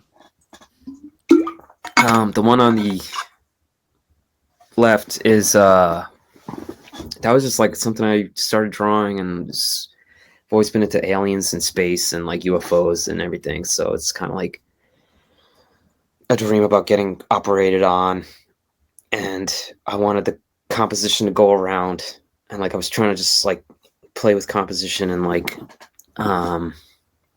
so like you would go around and then swirl and then go straight back into that tunnel that was like 2001 Space Odyssey hallway, kind of like so yeah, that guy's getting operated on, and yeah, it's just I was trying to just learn how to paint and get better at painting, and looking at like Steve Dodd paintings for the space stuff, and like how he, and like I think like Noriyoshi Orai and stuff, and like amazing. Yeah, like looking at a lot of different artists and stuff, and trying to do watercolor, like washi watercolor. I was looking at like a lot of Alan Lee, all the Lord of the Rings stuff, and Yoshitaka Amano. Those were like two things that I was like, I want to just paint. I want to just make fantasy art, and like I'm so tired of like trying to figure out a style from like comics, and like I don't want to bother. I just want to make a painting I like. And so I just sat down and tried to do it. And I remember being on acid and looking at this and being like, man, these colors feel real good. So. It's cool, man. I like both these because just how unhinged they are. Yeah, and then I can see a little bit of like Japanese influence, you know, just in terms of like just throwing everything at it, you know. I love like Japanese illustration from like the 60s to the 70s. Those are like bizarre children's. Dude, like, I love that shit. Yeah, yes, I'm with you. That stuff's so good. And like Goji Nishihara, like, that's like my favorite stuff. So, like, because they'll just have like, you know, it's like a gorilla getting a haircut and like a mask. Like I don't know the name of the artist, but like all the Devil Man stuff. Yeah, Go Nagai and like yeah. But yeah, the one on the right, that was for my friend Zach Milds, like prog metal band that was like, it's all over the place. It's kind of like the fucking Champs. I can't think of the name of it right now off the top of my head. I'd have to look, but pretty crazy album. He wanted me to just go fucking crazy on it, and like he has a lot of keyboards in it, so I drew this woman like playing synths and her hair like freaking out from the electricity, and I was referencing like the Phantom of the Paradise for that, and like nice. I don't know, I went really hard on all these bugs. Yeah, this one's definitely influenced by like Goji Nishihara and like all that old Japanese illustration stuff, and yeah, I wanted to do stuff with composition where you're going back into like tunnels and like I don't know, just doing stuff I wanted to paint. Like I feel you, man. faces and bugs, and this is the stuff where I was looking at and I was like, this guy is got a wild imagination. But then at the same time, I look at that on the left and I'm like, wild imagination, but a little more finesse and discipline. Yeah, you know what I mean? So like, so it, you know, but I like unhinged, crazy psychedelic shit. I mean, so yeah. And this is kind of a mix of both, right? Yeah, this was Matt from Portrayal Guilt hit me up to do something for this split they were doing because they wanted to do something different, which is cool because bands will hit me up to do like, if they want to like change something up, they'll do like an EP and they'll come to me to be like, I want to do something different than what we really usually do. And that was like kind of why Chase came to me for Gatecreeper, and like these guys I think came to me for this, and I wanted to make it like because they sent me the lyrics and it was kind of like religious stuff going on, and I wanted to make it like a like born again Christian kind of pamphlet, like a Jehovah's Witness pamphlet. Okay, so there's the bright colors and shit. Yeah, which I used to collect, and they would have these insane paintings in them of like the apocalypse and like people losing their mind over like greed and stuff. And like I tried to like keep them because the paintings were so crazy. Dude, that's awesome. So I wanted to do something that was that feeling. So, but like also just like not really any specific religion at all, or just like kind of invert that. And I think I sent a couple sketches of like just like groups of people like having fun, but then there's like someone's face falling off in the back or something, like, but then like, so there's a rainbow and the sunset, and you know, this Messiah that's kind of like coming, and the person who's in this car accident lost all their skin and they have to embrace this like dark Messiah. Well, I love that it's like suspended over, like it's in the sky, like, and then there's the like that decision to me is like so fucking like, who comes up with that? But it's like so cool, man. Like I just love that decision, that because you look, I've only seen the front cover because I'm looking at Bandcamp, right? But then you see it like this and it just takes it to a whole nother level. Yeah. But God, I love that decision. And you got the atmospheric perspective in the back there with the tree line. It's so fucking cool. Yeah, in town I grew up in Carmel, New York, there's a fire tower that everyone kind of goes up to and like makes out on and shit, and then like you can see Manhattan from it. And this is like an hour and a half up state, so like I got the view from that, and I don't know, I figured that like the religious thing aspect, you're kind of like floating above Earth now, and like, you know, witnessing your own death, or like, and I was trying to like incorporate like the face on the torso, that's from like Iljar and Strength and Anger, you know, I was referencing that, and like I wanted to have like this evil like black metal kind of like feeling to it as well. So like mixing euphoric religions out of body experience with like earthly pain, you know, and like being torn between the two states of being and stuff. So you know, vicious dogs attack, and it was kind of influenced by like John Carpenter's Prince of Darkness. So like the dreams people are having that are being sent from the future of this like evil entity emerging from this church. So it's like, so I wanted to be like dreamlike and like people flying in their dreams and stuff. And but yeah, really fun painting to work on. The cars, really hard to try to get right. Like I can the imagine. explosion work and the sunset work and like get the colors right. It's crazy, man. I love this one. I Thank think you. it's Yeah. just like, it's just an idea I would never come up with. And I think that's why I like it so much. Thank you. Yeah, it's one of my favorite paintings I've done too. Like just to still have it. I'm not going to give this one up. All right. So shifting to some pen and ink work. And I have quite a bit of these. So maybe just kind of talk a little bit about your approach to pen and ink. And These were all doodles I was doing at my old job. okay. Sitting at a desk. I was working at a airplane parts shipping and receiving office that was above my other job. That was a stained glass overlay place that was all in one building. Okay. And I just got to know, I started working at the stained glass overlay place, and I got to know the people upstairs, and they're like, you want to work here too for like extra? I was like, yeah, sure. And I was just sitting at a computer most of the day. And I was reading a lot of manga online at mangareader.net. And like, so I was just like, I got to draw or do something. I'm losing my mind at this place. I would like ship little fans every once, but I was like mostly sitting at a computer. So I like, and like a lot of these on the other side, they have like invoices for like airplane companies and stuff. And so I was doing like a daily comic at the time, which you can read all of them at illogicalcomicsdailies.tumblr.com. And you can see on the page like the other side, like the transparency. You can see the other side is like there's an invoice on it. Yeah, you can see a little bit on that one on the Yeah, right. That kind of looks like a skeletal ET or some shit. Yeah, with the palm reading. Yeah. So yeah, I was just bored at my job doing all these, and I think the one on the left got turned into a shirt at the record label we were working at. Because my brother was like, "You want to just give us a drawing to like turn to a shirt right now?" Because I wasn't working there yet. I was like, "Yeah, here you go. Here's this." So yeah, I was just having fun. Same with these. More doodles. I think the one in the middle was actually like, I penciled that first, and then that was for like my brother's band Voyager, the t-shirt they did.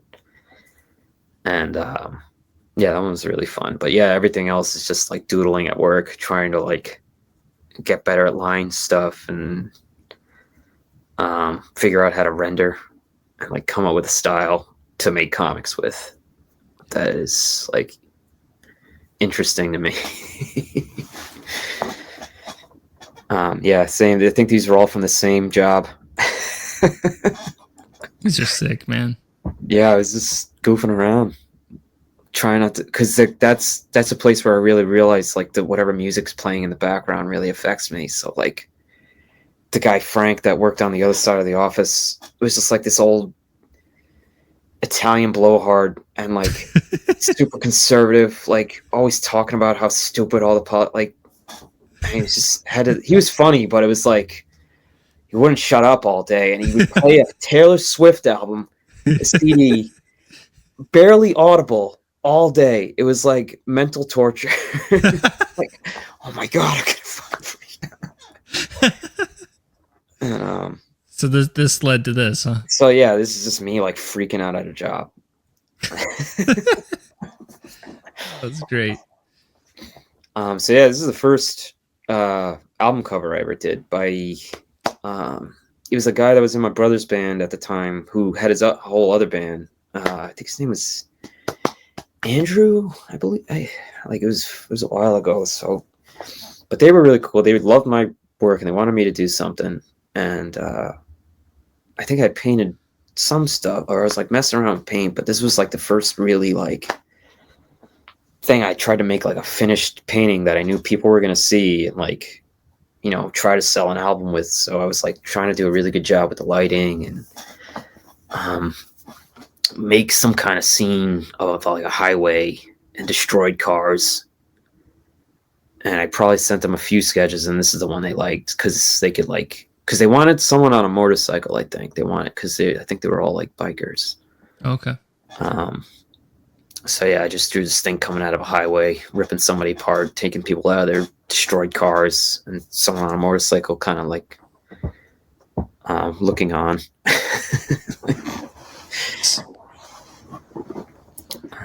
These are prints I did. That's the throat razor poster I was talking about before. Oh, on the right there, yeah. Yeah. So yeah, it was all the bands that were at the time: AIDS Wolf, Rat Bastard, Human Beast. All like noise, mostly noise stuff, I think. And yeah, it was a really fun one to do. I was like going hard trying to figure out how I was going to live after school, and making comics and trying to learn how to print. And because my brother and I were printing at our parents' house, just out of like a shed in our backyard. And we were going to do this thing called Poster Tour, where you go around. It was a company that sends people out to colleges around the country to sell posters to kids to hang in their dorms. Oh, I know what you're talking about, yeah. Yeah. So my brother and I, we like, let's print a bunch of shit and sell it for our own, like, so we can make extra money on this thing. So that's the other one's one of the posters I made for that. And people would see that and they'd be like, what the hell is it? And you're like, that's our stuff. You can pay us cash for that. And then they go grab a Taylor Swift poster. It was a lot of what's her name? Breakfast at Tiffany's posters. Interesting. That was the hot commodity, huh? There's a lot of Lil Wayne. Audrey Hepburn. Yeah, it's a lot of Lil Wayne and Audrey Hepburn. Don't know why. That was a weird job. It's fun, but because we were like driving around to like West Virginia and Tennessee and stuff, like kind of going these places I never really thought about going before. Meeting all kinds of weird people, weird kids. I can imagine. Yeah, so somebody somewhere has these prints, like, probably doesn't know what to do or like throw it out. Well, they're fucking cool, man. I love the like screen print look. So, Yeah. like, what is the process like in terms of you create the drawing and you create the drawing on ink, and then all the color selection is in the printing process? So I was doing these by hand at the time. I like wasn't putting them in. I was trying to do everything by hand, like not use a computer to just figure out how to print and figure out how like guys in the 60s and 70s would do it. Yeah. And so like I would draw it in pencil, then lay the films over and just kind of ink on the films. And like, you know, these are each 5 or 6 colors, maybe more. Like the spider one might be. I was playing a lot of Diablo because I was like, I don't know, it was just like something I did when I was younger, and I was like after school, I was like, I never beat this game. I'm gonna play a lot of Diablo right now. And it was actually really good because it made me draw these guys and weapons and stuff, and like like a lot of crossbows, and so it was like D&D stuff. And I made this and another print at like the same time, and the other print got used for this thing called show paper that was around here. That was like a listing of all the shows going on in town. So that was pretty funny how that worked out.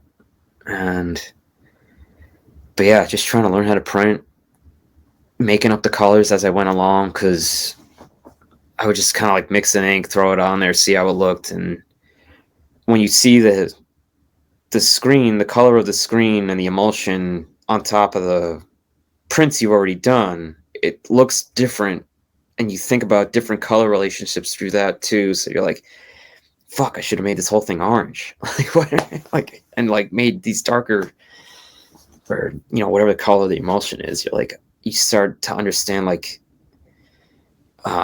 monotone color relationships and stuff, and like just figuring out as you go along. And yeah. But yeah, each color gets a screen, and you can mix colors on the screen to like get that fade that's in the tarantula one.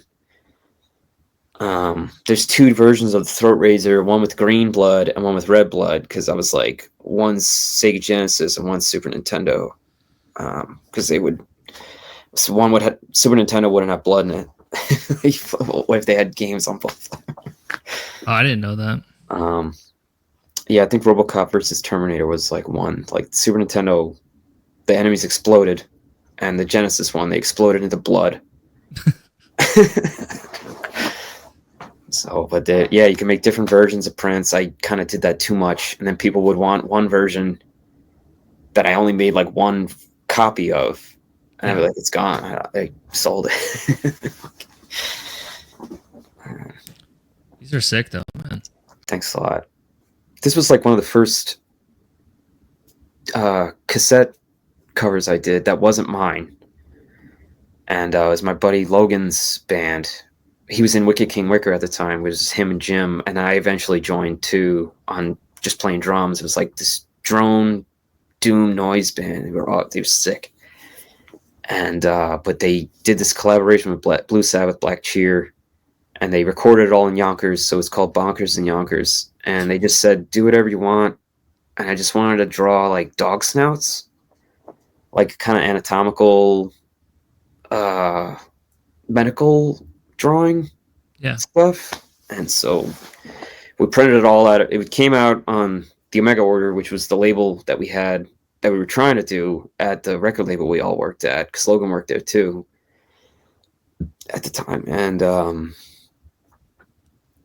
yeah, we were trying to put out our own tapes and stuff, trying to get our boss to do anything cool, because it was like one of the first black label labels in America. But then we were putting out like the new Sponge album or something, and like Better Than Ezra, like one hit wonder 90s bands that were like making a new album, but they were like weren't that very was a good. Specialty. It was like nobody bought them, and it was so weird because they put out like Agalock and Dissection, and like that stuff would sell, but then we put out this other stuff to try to make money, but it wouldn't sell at all. But apparently we get like, I don't know how it worked, but so we were trying to do our own imprint, all the guys in the warehouse that like were shipping this stuff and making shirts and stuff. And yeah, we put this one out for Logan just to like start putting stuff out. And it was like, we printed all the covers, we printed the cassettes. I did all the artwork, and yeah, it was fun. I actually have a whole box of these tapes, because we got one run of them that the one channel was fucked up. So we told the company, and they like sent us a whole other box of new ones that were good. So I have the whole box of these, and I re-record over them for the demo of my new band. So nice. Just like put just recycling. I thought those were like photos of dog snouts that you then like distorted or did things like in Photoshop or something. But those are drawings that you. Yeah, those are pencil drawings. I should have sent you I never posted the actual pencil drawings. I think I don't even know where they are, but yeah, those are. I was trying to get really good at drawing with pencil too, and those are really cool, man. Kind of gives me like Swans vibes in terms of just like one single iconic, right? You know, kind of like image, like filth and stuff. Totally. What about this? These were like the first kind of noise tapes I was trying to just do CMYK printing with, because I think we had done. Oh my god, it was a real learning curve learning how to CM like process print with screen printing, because we had done a poster for Mindless Self-Indulgence that was one of the members' artwork, and because that was coming, the label put out their stuff too, and we were trying to print like this colored pencil collage, hundreds of colors poster for them and recreate it. And I had never done a CMYK print before, so I had to look up how to do it, figure out how to print it, and it was a disaster. We had to redo it like 3 or 4 times, like the entire run, because it was just, I didn't know what I was doing. And what did it look like the disasters?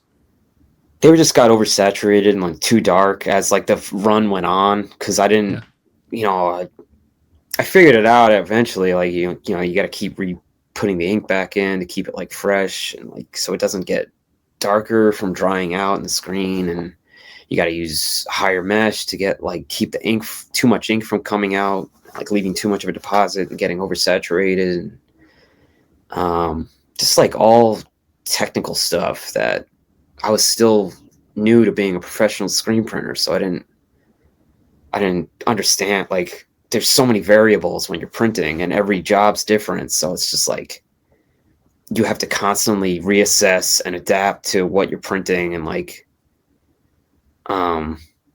so these I was trying to figure out how to CMYK print, and they came out cool. I thought I did a good job. Like, they were just like marker drawings I did, and then a couple photographs. That's the back of that one, Sandal Bergman from Conan, and like that one's a kaleidoscope I built that I just took a picture through. So yeah, I was just like having fun, kind of like figuring out how to process, like make photographs into prints and stuff, and like It's really neat. It's got a cool look, you know. yeah, it's like gives it like this like cloudy look or something, because this is still like over pixelated. Like I can see like where I made the dots too big, you know, but it kind of like looked cool. It fit for what it was, which these are just like a couple noise tapes I made of all this like recordings I made in school and after on like 4-track and stuff. This is like the Mouthgate debut album. Like I, you know, made up all these like black metal songs, and I just wanted to make like album art and stuff, and like make my own tape and put it out. Well, this was part of that project that I was talking about where the band would progress, and like, but it was really just about making like, you know, printing artwork and stuff, and trying to sell it and like get work out there, and but also And just that's like your. I just realized your little icon on Instagram is that headpiece. It's the Cryptococcus Wanderer. I just like made that connection. Yeah. You know that guy Karmazid? Yeah. He messaged me. I liked this work for a while, but I don't think I had talked to him before this, and he said he had this tape somehow. And he was like, "Is this you?" And I was like, "Oh yeah, I made all that." He was like, "Dude, this is awesome. It's like cool to hear from him, and like that he actually had one of the tapes and like said it was good." Oh yeah. So it's like, I don't know. It's something I thought no one would ever listen to. No one would ever. It would just, I'd make it, it would disappear, or I would sit on them for the rest of my life. And they all sold out. I made 100 of them. Yeah, I only have like one left, so they're out there. It got reviewed somehow. People would review it and said it was good, to my surprise. So yeah, it was a cool. I played live as this a couple times, and I like used samples and like just doing blast beats and screaming. Is this on Bandcamp? Yeah, there's a Bandcamp for it. Okay. Mouthgate.bandcamp. I can send it to you after. All these things are on the internet on like a SoundCloud or Bandcamp, and if anyone is interested in listening to I mean, if I saw this art out in the wild, I'd be very intrigued by what it sounded like, you know, like that's the thing, is like all this packaging and stuff just makes me so interested in what it sounds like. And even, you know, frankly, even if I didn't like it, I'd be like just loving the art and all the passion that went into it, you know, like, because every single one of these cassette projects, you know, that it, of course, it involves music on the cassette, but it's like each one is its own art piece in itself. And I just have a ton of respect for that. Thank you. Yeah, I mean, because I'm obsessed with that stuff. Like, I'll buy albums I don't even like because I like the cover art, and I can't do it anymore because I have too many records that I'm like trying to get rid of. But like, I'll like buy the CD or something. I'll listen to it once every few years, and I'll be like, I still don't like this, but I love the album art. Yeah. And so yeah, I just like, it's just following that energy of like, you got to do it. Just sit down and put it out, even if it's no one's gonna hear it. I think like I liked all of Wolf Eyes and like Aaron Dillaway and stuff. He has that Hanson Records thing, and he has a quote that's like, he just tried to find interesting imagery he thought was interesting and like put it on tape, because you have to like stand out in the stacks, and he like owns a record store and stuff, so he's like, you know, he knows what he finds appealing, and what pops. Working at a record label and reading band names after, and like going through stacks and seeing what goes and what I'm interested in, and it's just kind of like it all kind of like creates your taste of what you want to see in the world. And like you said, you kind of observe what catches people's eye and what sells too. That's Yeah. like kind of off the beaten path. Mm-hmm. Well, man, as we start to wrap up, I'd be curious, just like one piece of parting advice you would have for somebody interested in getting more involved in the metal art scene. What do you think? Or any piece of advice, frankly, just to end on. Make your own work, like make your own jobs. Like that's what I did. Just don't stop. Just keep, if you want to do something, just do it. Like if you want to make like an album, make up a band, make the fucking logo, make the t-shirt, and just do it, put it out there, because people are looking. Everyone's always looking for a different guy to use, because people end up using everyone gets into like they want to all use the same guy because they saw one cool album. And it's just like, like I feel like Chase is always out there looking for different people to work with, and like, but yeah, if you want to do something, just do it. Like, and if you don't like something, just add more black. Like, just keep adding black till it looks good to you, and or just start over. Like, but don't stop. You don't turn it off. Like, just keep drawing. That's all you gotta do. Just draw every day. Like, sitting at your job or whatever, and like, draw with your friends. Like, just keep making stuff. That's all it is. You'll figure it out.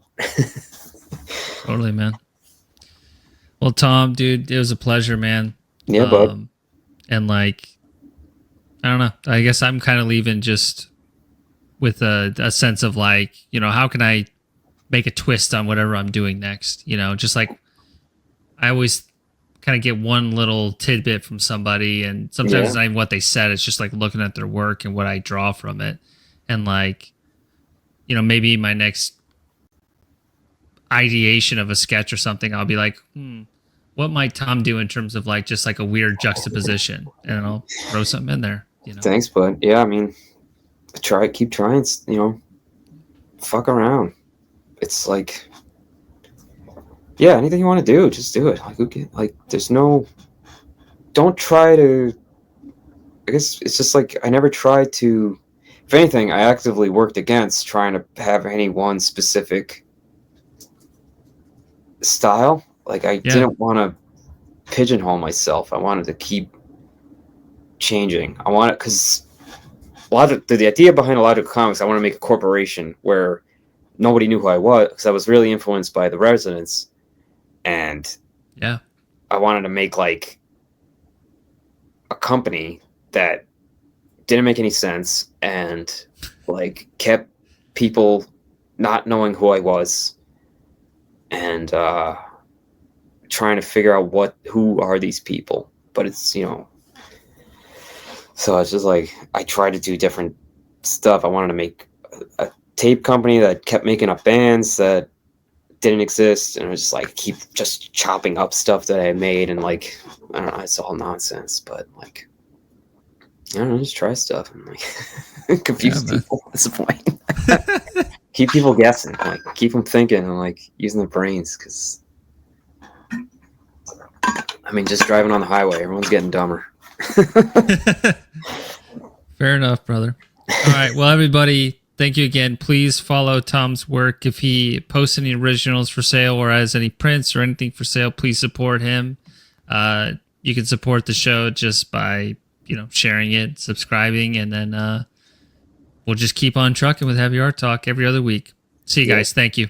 Thank you, Lee. Thanks, everybody.